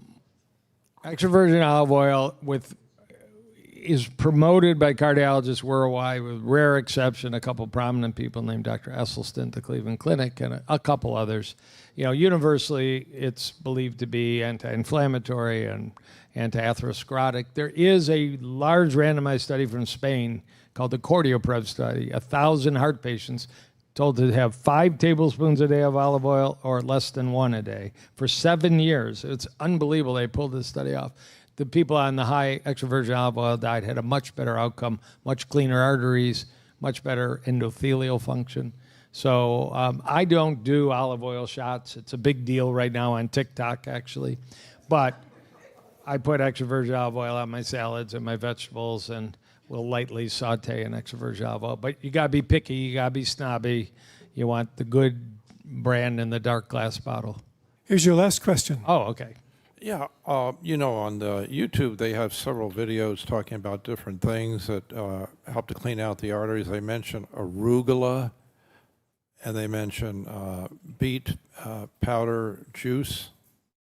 Do those actually clear out the arteries? You would pick arugula and beet powder if you wanted to boost your nitric oxide production in your blood vessels, and if it actually worked, that would be anti-atherosclerotic. Now, how many arugula studies are there? I love arugula. It's my favorite green. Anything bitter like that is also very good, and it suppresses your appetite, which is kind of a nice offshoot. Big arugula salad, and you're not hungry to necessarily eat the cheesecake at the end of the meal. That's a good thing. And beets. But you don't need supplements to do that. You just need to eat a lot of produce. And if you're using antibacterial mouthwash like Listerine or Scope, it kills half of the production of nitric oxide. So don't do that. Yeah, don't use those kind of antibacterial mouthwashes. It's amazing. Your blood pressure goes down when you throw your Listerine away. It's published data. Ladies and gentlemen, Dr. Kahn. Thank you.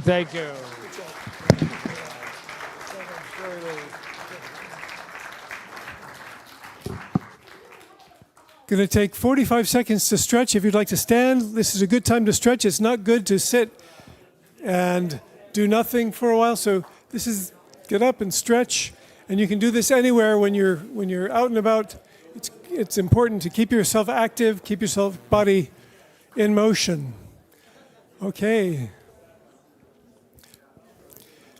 Our next speaker tonight is the founder of the Church of Perpetual Life, and he's funding lots of age reversal research all around. He's well known. He's made hundreds of media appearances. I won't go into his full introduction because he's got a lot to say tonight. Let's welcome Mr. Bill Faloon.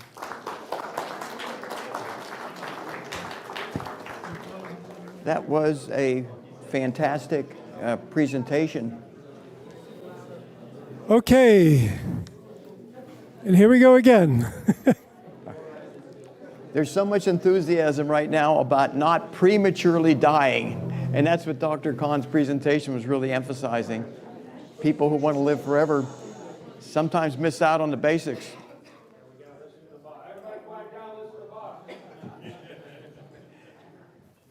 Yeah, I want to emphasize again, that presentation you just saw, so critical. I've been doing this professionally for almost 50 years, and there's people who engage in all kinds of experimental therapies, and they miss out on the basics, like cardiovascular disease prevention. And Dr. Kahn put on a fantastic presentation as to how not to die prematurely before we are able to biologically induce systemic age reversal in your body.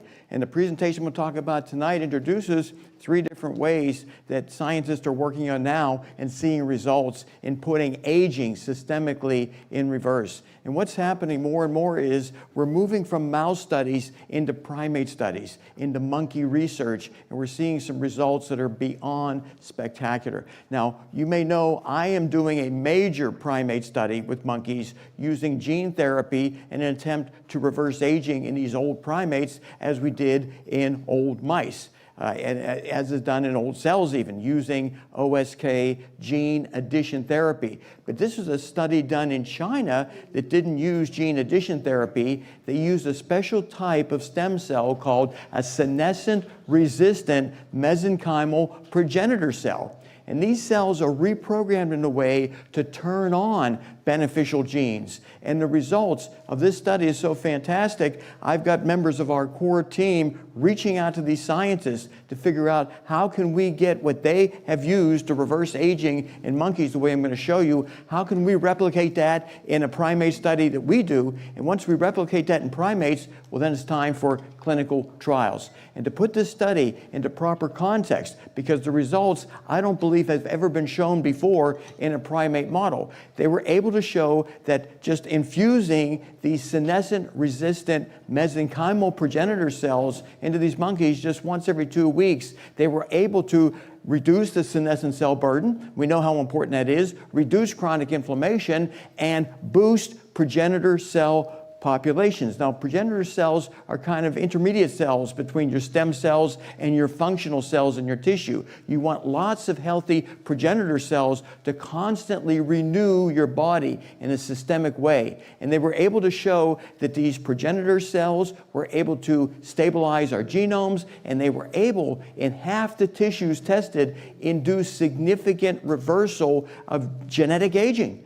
This is just spectacular data using a different methodology than what I'm going to talk about a little bit later on this evening. But this is systemic age reversal occurring in primates. Primates, equivalent of 60 to 70 human years. These were old primates, biweekly intravenous infusions of these senescent-resistant progenitor mesenchymal cells induced, well, benefits without tumors, without tissue damage, so no side effects shown, and tremendous benefits. To put this in proper context, 10 major physiological systems were put in reverse. Improvements in cognition, bone health, in brain structure, reproductive function, and really important, reductions in age-related pathologies. We're all suffering a degree of fibrosis with aging. This is taking our pliable, soft, young, healthy tissues, and they harden, they become stiff, they become scarred. It was able to reduce fibrosis, lipid buildup, osteoporosis. This is one therapy performing these types of results. These were credible scientists, and our team is hard at work to gain access to this kind of technology so we can study it in primate, validate what work they did, and then initiate human trials. Again, this is separate from the primate research I am funding, where we're adding OSK Yamanaka factor genes. This is using a different approach. But some of the benefits they saw, wow, the young neuronal cells, they were 6 to 7 years younger in the monkeys getting these progenitor cells compared to the control group. And they were able to show egg cells. This can enable older women to conceive children. If this works in humans the way it did in these monkeys, it made the egg cells about 5 years biologically younger. Every 2 weeks getting these infusions of these specialized stem cells. And they highlighted that this has been shown in mice to reverse degenerative changes, just like it did in the primates. So we've got two different animal species where this is working. This is working to reverse aging. This was published in September 2025, and we are working right now with Asian primate research facilities so we can do the research on this technology even faster than what we're doing in St. Kitts with the research I'm going to describe in the next few minutes. So these are major, major breakthroughs. And also, as it relates to heart failure caused by, unfortunately, so many people, they have coronary artery attacks and they're suffering from congestive heart failure for years or decades. Well, this group of researchers, they put stem cells into the body of people who had heart failure, had heart attacks, and what they're able to show is that by putting these stem cells in just a couple days after someone suffered a major heart attack,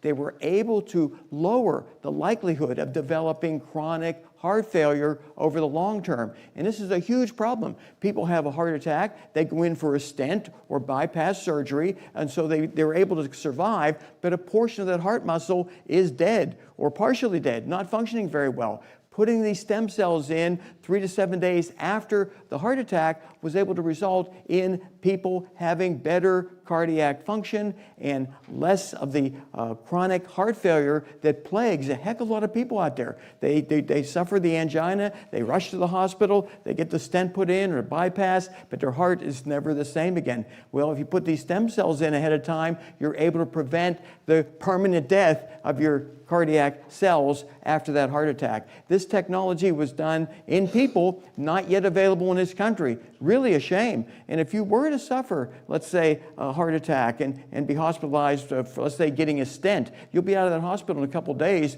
You might want to go to an alternative doctor and have some exosomes put in. It might help your heart recover better. We don't know that yet because we have to follow the exact same protocol that was done in this study to perhaps get the exact same results. But nonetheless, we're seeing what we've talked about for decades, and that is stem cell regeneration therapy. We're seeing it work in the clinical setting, and yet it's not part of standard practice yet. And that's really frustrating. So the next topic I'm going to talk about, very controversial, psilocybin.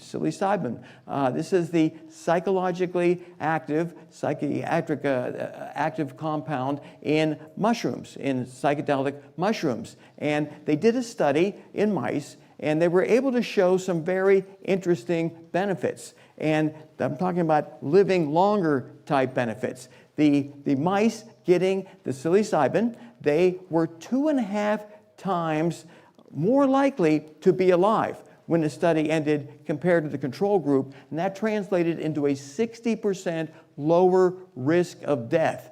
Now, if you look at that chart on the right, that black line represents the control group. They were not given the psilocybin, and they died off just the way older people do, slowly over a period of time. In this case, only 10 months. Mice don't live that long. They were all dead. Now, the next button I'm going to push are the psilocybin supplemented mice, and wow, that green chart, that green line there, wow, they did not die at the same rate as the control group. They lived a lot longer, and they wound up terminating the study after 10 months, which is really unfortunate because the psilocybin group leveled off. They may have lived a lot longer. We don't know that yet, and this study needs to be replicated where we do the research in a way that the psilocybin is administered as long as the animals live. So this is tremendous data published recently on something that people in certain states have access to, hallucinogenic mushrooms. And, well, what happened is not only did they live longer,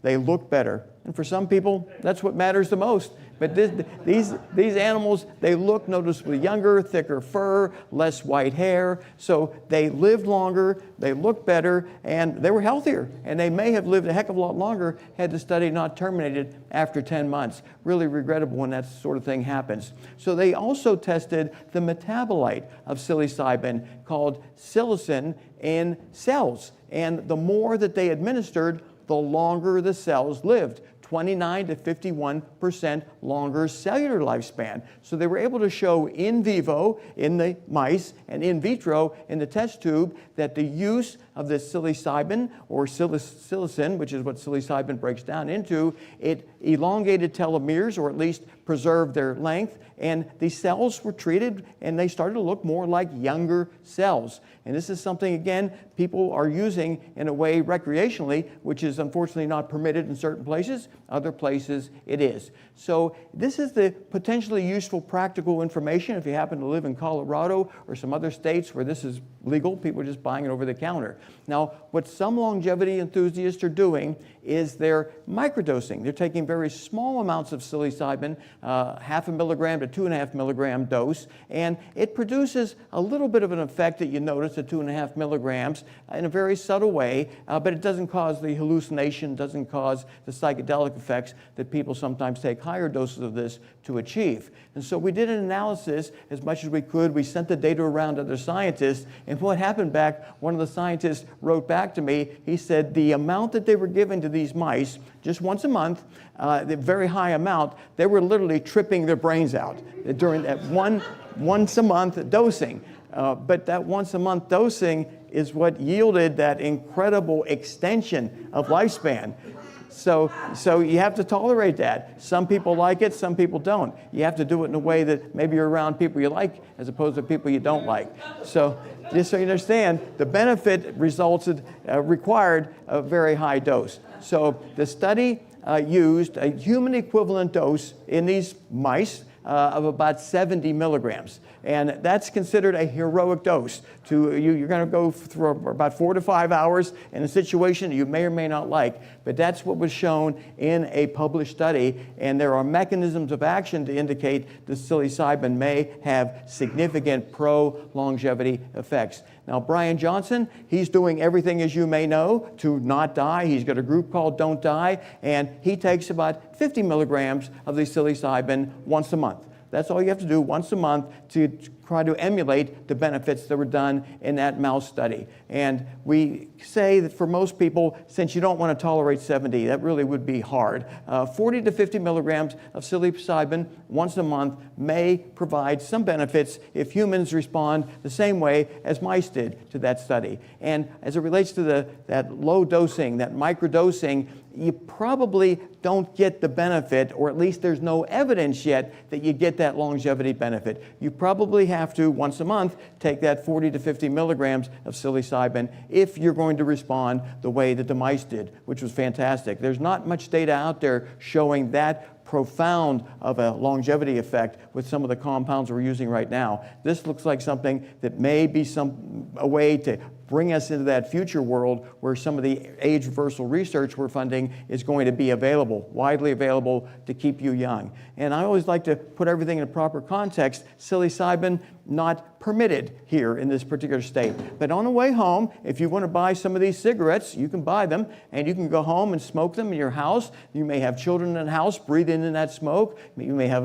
relatives that's staying with you who have asthma, COPD, and you can kill them. You can increase their risk of lung cancer by 28%. Nothing illegal about this whatsoever. Unfortunately, psilocybin, it's a different story. But this study came out in JAMA, and they estimate in year 2021, 100,000 people worldwide died from secondhand cigarette smoke. I believe that number is far higher, by the way, than 100,000, but that's data that they put together. Legal, but lethal. This is a problem right now. The stuff that is dangerous, we can't get our hands on, or we can get our hands on it very easily. 24/7, you can find a pack of cigarettes somewhere, and then some other compounds we talk about, you can't get them. But I do like to put everything in perspective, and as you know, I put on dead billionaire slides during most of my presentations. This individual owned the Indianapolis Colts football team. What a fun ownership situation to be in if you're into football, worth $4.8 billion.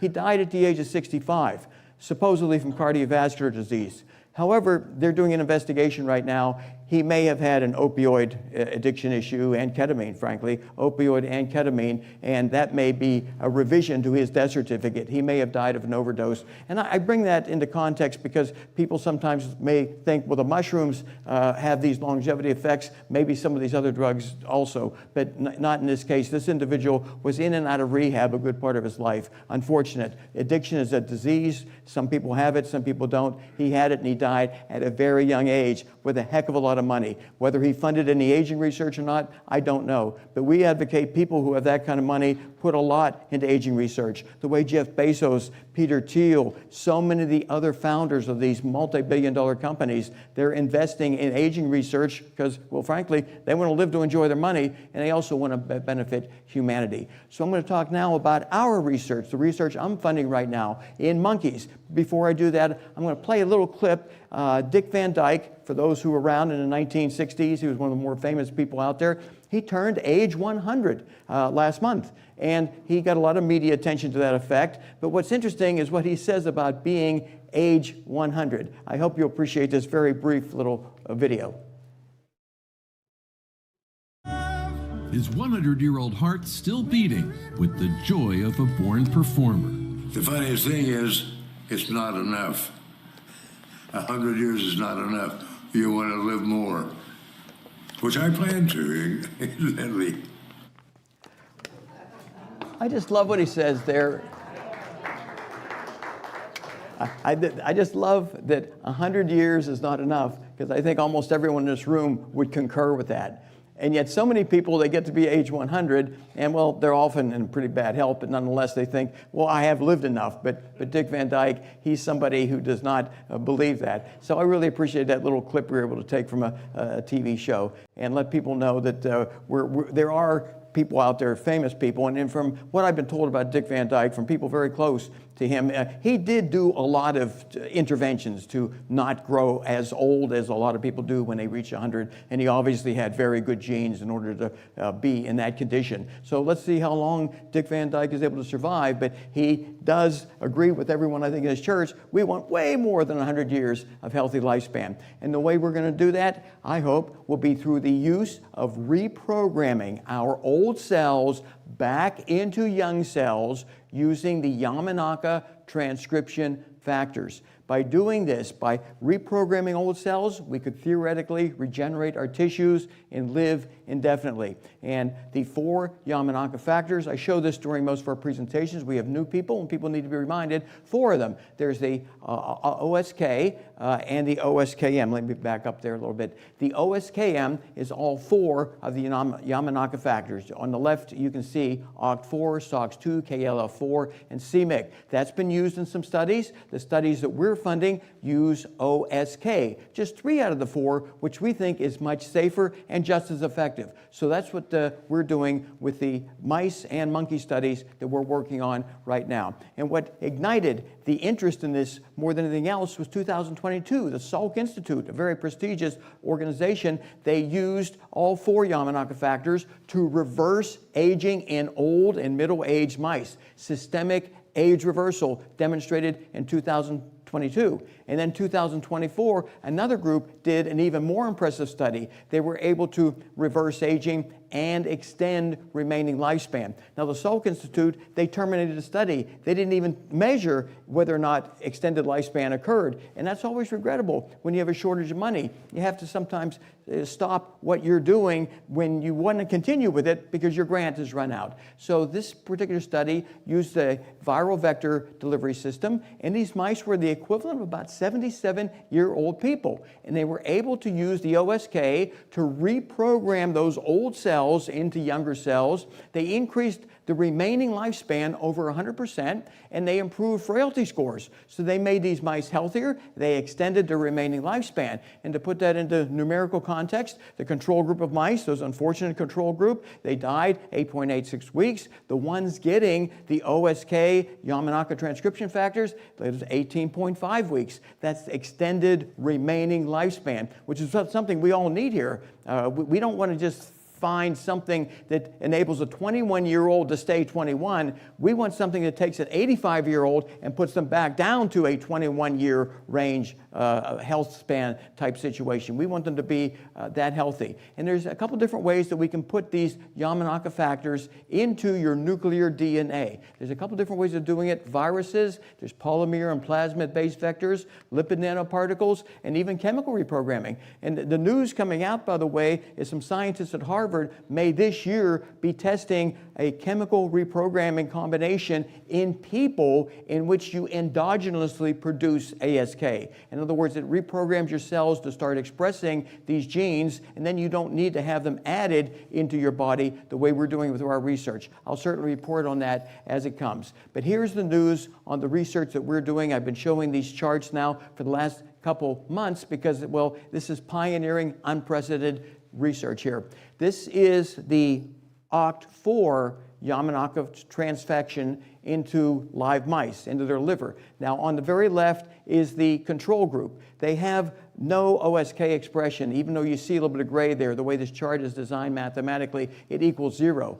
But after just one infusion of the OCT4, the whole combination of Yamanaka factors, you can see how much we were able to boost this in the nuclear DNA of these live mice. This is in the liver. And these are different doses of Yamanaka factors that we were putting into these mice. We were able to measure successful transfection, meaning we delivered them onto the DNA of these older mice. That was the first step. And we're showing now different organ systems. And this is also fantastic because we're seeing systemic delivery of a regenerative gene therapy going into these mice in response to the exogenous administration of these transcription factors. In this case, this was a polymer RNA encased Yamanaka factor blueprint.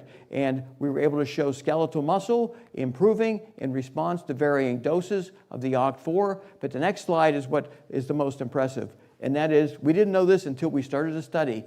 Can we deliver it to the brain? There is a blood-brain barrier, and there are a number of different therapies that work everywhere except the brain. Well, guess what? What we did worked in the brain in a major, major way. In an immediate and a sustained manner, we were able to boost OCT4 into the brains of live mice using this transfection method that we spent the last 2 years developing, spending several $1 million doing it. But this is publishable research. It will be published in a major medical journal. You're learning about it first right here in this church, right here in this church. And you're seeing all of these different organ systems. This is the SOX2 Yamanaka factor. And yes, look at this, consistent elevation of the expression of this SOX2 regenerative gene in all of these organs. And skeletal muscle, and again, the brain. We got it into the brain. We feel this may be a way of reversing dementia. We need to test it in people after we see how well it works in the monkeys.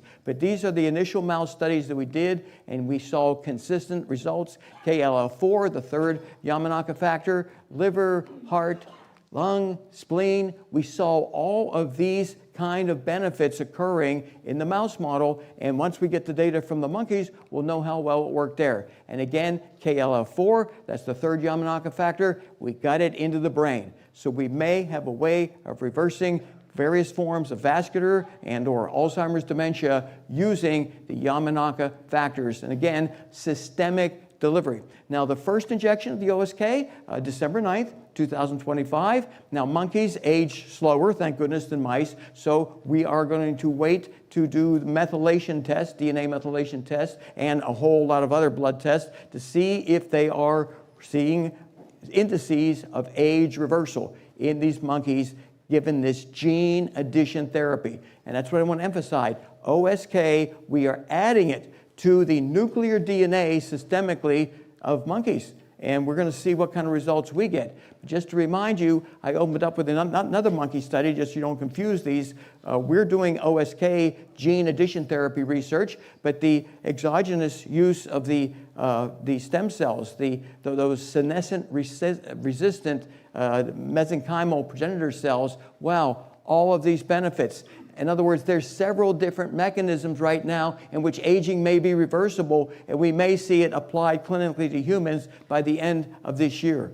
So we've got 2 different studies in which monkeys are being attempted to grow biologically younger, to be systemically regenerated. I cannot tell you how excited I and our scientists are right now, because we didn't know if we would see these results in 2 years, 3 years, 4 years. We're seeing them right away. We're seeing results really fast. And it's hard for me to give a presentation without talking about metformin. It's one of those anti-aging drugs that we've been talking about since 1995. And rotator cuff injuries, they occur more often. And the older we get, the more we try to do activities that we did when we were younger, the higher the risk, frankly. We're going to tear a rotator cuff.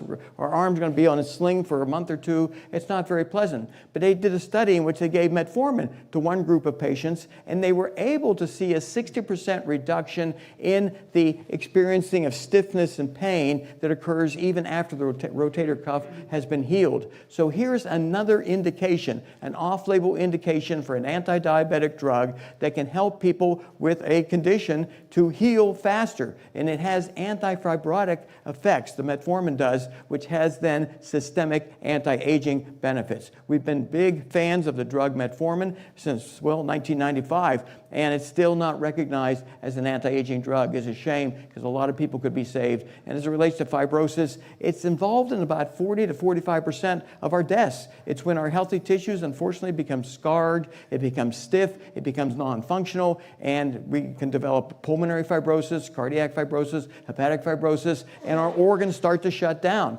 And metformin can help prevent that, along with something that I'll announce in the February presentation I'll be giving on aging. There's even better ways to prevent and perhaps reverse fibrosis in our body. So I'm going to conclude with another mechanism that may enable us to grow biologically younger. This is being funded by the Department of Defense in the United States. And this is using a light therapy to control our RNA and DNA. And while the Defense Department may be thinking about nefarious purposes, they're also looking at medical purposes, something that we could not even imagine a couple years ago or even a couple months ago potentially being the solution for aging, where maybe we don't need Yamanaka factors, maybe we don't need the exosomes from those healthy progenitor cells. This therapy alone, this light therapy alone, might be enough to put us into a state of age reversal. This is fantastic. What I'm going to do is play a relatively short video of this.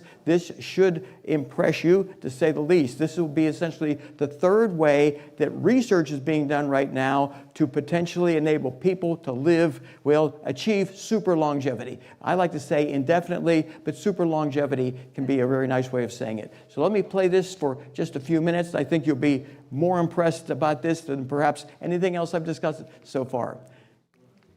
Synthetic DNA and RNA molecules could enable a host of next-generation technologies crucial for national security and global well-being. However, current methods for creating these molecules from scratch face significant limitations in terms of their scale, complexity, and use of hazardous chemicals. DARPA's Generative Optogenetics program, GO, seeks to harness the power of light to direct the synthesis of DNA and RNA directly within living cells. If successful, this high-risk, high-reward research program has the potential to revolutionize medicine, agriculture, and manufacturing. GO aims to unlock an era of programmable biology where we can communicate with and direct cell behavior with unprecedented speed, precision, and reach via optical signals.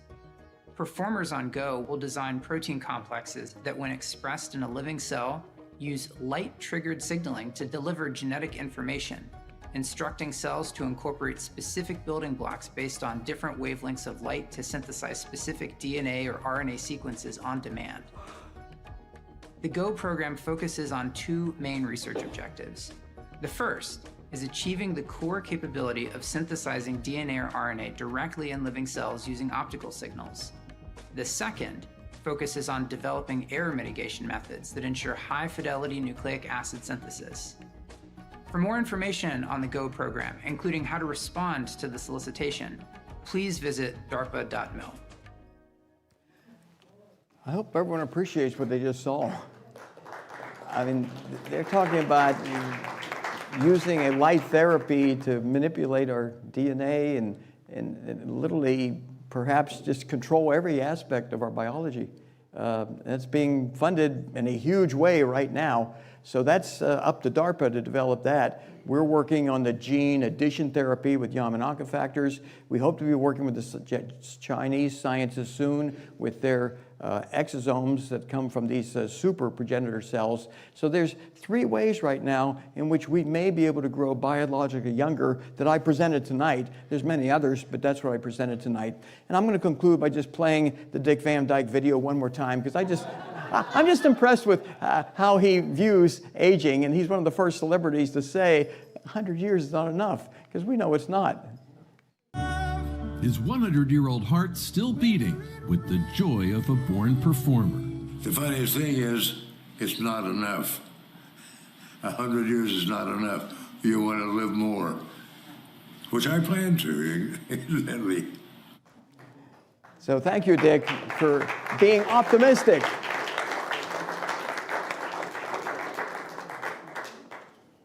Okay, questions for Bill? Have any questions for Bill tonight? We have a couple over here. Let's start with over here. Use microphone 3 in a minute.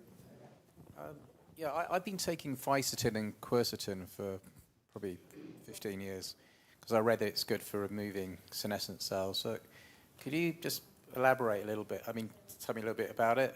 Well, quercetin, fisetin, these flavonoids have incredible health benefits, and they're one of the reasons why when you consume a plant-based diet, you typically buy yourself an extra 5 to 7 years of average lifespan.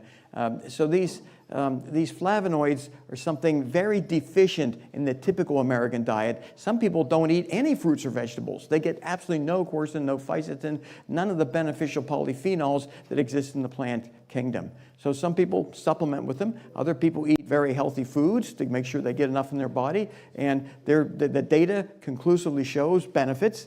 And it's a shame that there's people who are eating the standard American diet. The acronym for that is SAD. Standard American diet.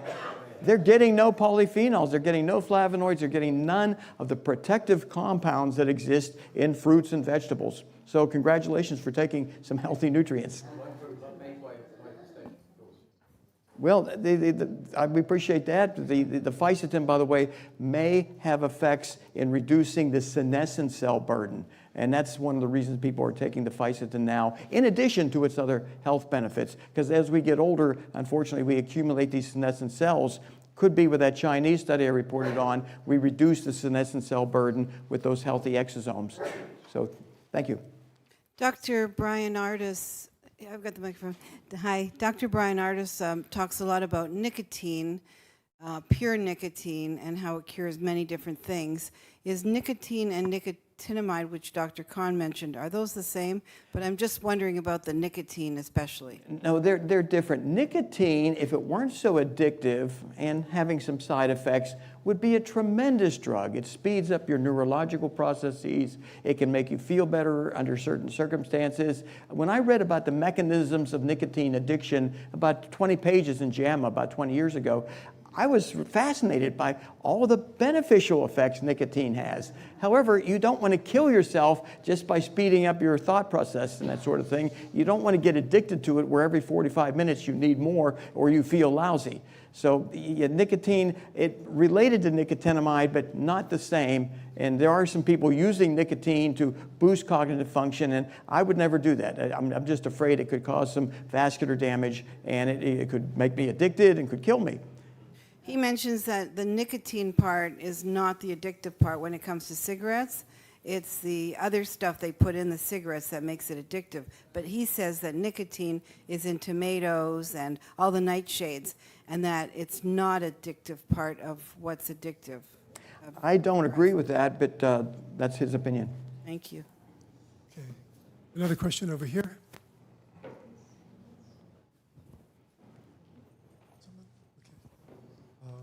The microphone to the left. Have you ever heard of the med beds? Define that a little bit better. Okay, the med beds are right now controlled by our military, And what they do is it works on total vibration. Okay? It could help with cancer. It could help with Osteoporosis, probably. all of it. All of it. It Okay, sounds this good. is totally amazing. These people are coming out. They even can get you an arm back. They're helping all the veterans and everything that lost their. What do those cost? They're free. They're It's free? 100% free. It's from the military. Okay. I'm sorry. You said the med beds are free? Yes, not for us. Well, you have to tell us how to do that sometime. But anyway, vibration can be very good for the bones and circulation. Bill, we have a question here. Bill, could you go back to your slides with the blue, green, and red bars? Because I mean, you look at that a million times, and it's not so obvious to us that the left-hand column is a log scale. So that's 0, 10, 100, 1,000, 10,000, 100,000. So these bars are really super tall. They're like 10 feet tall compared to the control. Now my question is, what are the things on the horizontal axis? I see these little micro numbers there. What is that, time or? Yeah, those you're looking at 6 hours, 24, and 72 hours. Okay. It's very hard to read that at the bottom. And what are the colors? What are the three bars? Colors represent different doses. In this case of the KLF4, they did 3 different doses, and you can see that the red is the lowest dose, blue the next lowest dose, and then green the higher dose. And in this case, the green is inducing more expression. But interestingly, after 72 hours, the blue is up there a little bit higher than the green. But if you go even longer, the expression gets less and less? Oh yeah, the OSK being added to the body, we estimate people will do probably a monthly injection once this becomes clinically validated, that you'll have delivered to your mailbox once a month an injection of the OSK, and you will build it up, and then over the next 21 to 30 days, it will decrease, which is good, because if there were side effects, at least it goes away. It's not a permanent change. We're simply adding these genes to your nuclear DNA. Nuclear DNA is the part of the DNA in the nucleus that controls cellular activities, and you want to put in the beneficial genes, which OSK represent. A question back here. Bill, incredible progress. With regards to the monkey rejuvenation, when will we be getting results since they age slower, please? What we're doing in St. Kitts with the monkey... What date will we be getting the results of how effectively we they think rejuvenate? by April, we're going to have DNA methylation results, if not sooner. And we're testing every other constituent we can in the blood. Everything that would be on a comprehensive blood test you might take, plus immune risk functions. We're looking at proteostasis. We're looking at everything we can to see, are we reversing aging in these monkeys? And of course, we're going to look at their behavior. We've got a control group of monkeys just doing everything normally, and then we've got 2 groups of monkeys getting different delivery methods used to insert the OSK onto the DNA.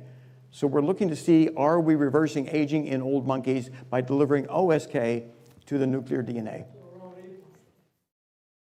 Yeah, everything that can be measured, we're measuring it. I want to point out that we're going to have Bill's slide presentation available. It'll be on our website in a day or two, so that you'll be able to review the slides directly as well. This event is being recorded, so you'll be able to see this recording again shortly. Thank you again for the presentation. Question, pardon me calling them the silly mushrooms, because I can't remember the name of them. Can you explain more the mechanism of how you perceive that they work? There are a lot of mechanisms that have been published. They talk about protecting telomere length. They talk about a number of different biochemical reactions that these mushrooms induce in the body. And mushrooms in general, if you consume them as part of your daily diet, you live longer. You live longer. Ergothioneine is one of the active ingredients in just regular mushrooms. So mushrooms, very healthy to begin with. These psychedelic mushrooms, you wouldn't take them every day, but the once a month dosing that was done with these mice, very high dose, the results were somewhat better than almost anything I've seen with any other compound.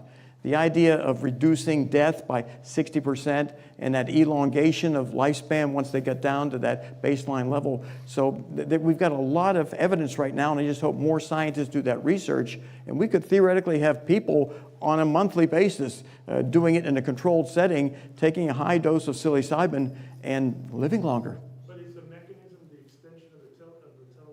It's related to telomeres, but it's related to a lot of other beneficial mechanisms. There's a long list of them that they have studied. And the idea is they put it to the test. They gave it to mice, and it made them live longer. So we want to know as many mechanisms as possible, but we also want to see, is it really working? And in that study, it worked in a fantastic way. Hi, Bill. I love your presentations. The information you provide is, wow, incredible. Once again, I'm more focused on mitochondria. I think I've mentioned to you before, we have new technology that regrows the mitochondria. This comes from a former 20-year NASA scientist and another gentleman, his partner, that is restoration cellular level. We actually have people reported. We actually have 2 reports of cerebral palsy reversed. Supposedly that's not supposed to be reversible. So that's a lot of cellular regeneration. We also have a young man, 24 years old, that was having so many seizures, the doctors took the left side of his brain out of him to save his life. He's been on this technology for 8 or 9 months. He's up walking, talking, and recognizing people. So I really think that all of this is phenomenal, and I think if they work together with the mitochondria also, then there will be a faster progression. No question, restoring mitochondrial health or replacing mitochondria with new mitochondria. There's research going on where there's mitochondrial transfer being studied to boost the energy levels of the cell. And some people feel if you don't improve mitochondrial health, you're not going to reverse aging properly. So right. I think almost everything I talked about, the mitochondria is involved in a way that's enabling some of these fantastic results to occur, especially with the exosome therapy that they're using in China with these these progenitor cells that are super progenitor cells. It does help with mitochondrial health. Well, this is a nutraceutical, so obviously it's like food, but it has a special technology the way it goes into the cell membrane. I think that's why we're having the results that we're having. But also, if you look up Dr. Mary Newport, Alzheimer's and dementia, she's doing a lot with just coconut oil, specific grade of coconut oil. There's a lot of good technology that's underutilized. And yes, and affordable. Yeah. The question back here. You mentioned a possible future where we might be causing expression of the Yamanaka factors like maybe once a month or something. I was just wondering, what do you estimate the costs of that type of therapy could be? The good news is the monkey research is costing us lots of money for the quantity that we're getting. But we had them scale up. What would it take, how much would it cost if we were to make lots of this? And they said, not that much more than to make a little bit of it. So the expense right now is we're not making huge vats of it. But we already have cost estimates that we could make this, I think, affordable to virtually everybody. It's not going to be cost prohibitive. It is expensive to do it on a research basis because we have to contract with specialty labs to make relatively small amounts. But they say it would cost us just a little bit more to make lots of it. So good news is it's not going to be cost prohibitive. And we already know that. I have a question back here. Hi. Hello. I just made an observation. You're saying that we're going to reverse it. But if I'm going in a forward motion, don't I have to stop first before I can get in reverse? So for me, more realistically, the goal would be to achieve a neutral area. And once you're in that for a little while, then you can slowly start a reversal process. Does that make sense? Yeah, it does. We want to delay aging. We're all working on that. And I think most of us who are working on it are succeeding to an extent. But yeah, you got to delay it from continuing to worsen, and then the reversal occurs. So that could very well be the mechanism that we're seeing. The problem is we've got aging supporters. They're in their 80s and their 90s. If we don't do something to reverse their aging process, they won't be with us anymore. So we have to accelerate the age reversal science in order to save their lives. We've got literally 1 million people who are relying on us and others to develop some way to get them back into a youthful state. If we keep them at a 95-year-old state, something will take them out. Be it sepsis, be it malignancy, a vascular failure. They unfortunately are hanging by a thread for the most part. They need that age reversal regeneration to occur rapidly, or we're going to lose them. And we don't want to lose our supporters. Bill, we have a question online. How much metformin do you take each day? I think they're asking perhaps for themselves. What would you recommend as a... Metformin, I take 850 milligrams twice a day. I've been doing that since the year 2000. So that's 26 years with 0 side effects. 850 BID twice a day. Here's a question back here. I'm just curious. My grandmother lived to 100. She took good care of herself. My father lived to just under 100. And they didn't do anything really special except to eat healthy, exercise when they were younger. And the reason my grandmother died just in her sleep. My father died because he fell off a chair and broke his hip. So I guess his bones weren't that strong anymore. What would this age reversal process do for him? Well, Linda, I'm very envious of your genes because my family members have not made it to 100, and it's still a very rare situation. So if you're born with great genes, it's fantastic. But with the genetic engineering research that we and others are doing, we're going to be able to make everyone's genes at least enable people to achieve supercentenarian status. And that's a person who's 100 years of age, 105 years of age, and are still in decent shape. And they'll often live to sometimes 110.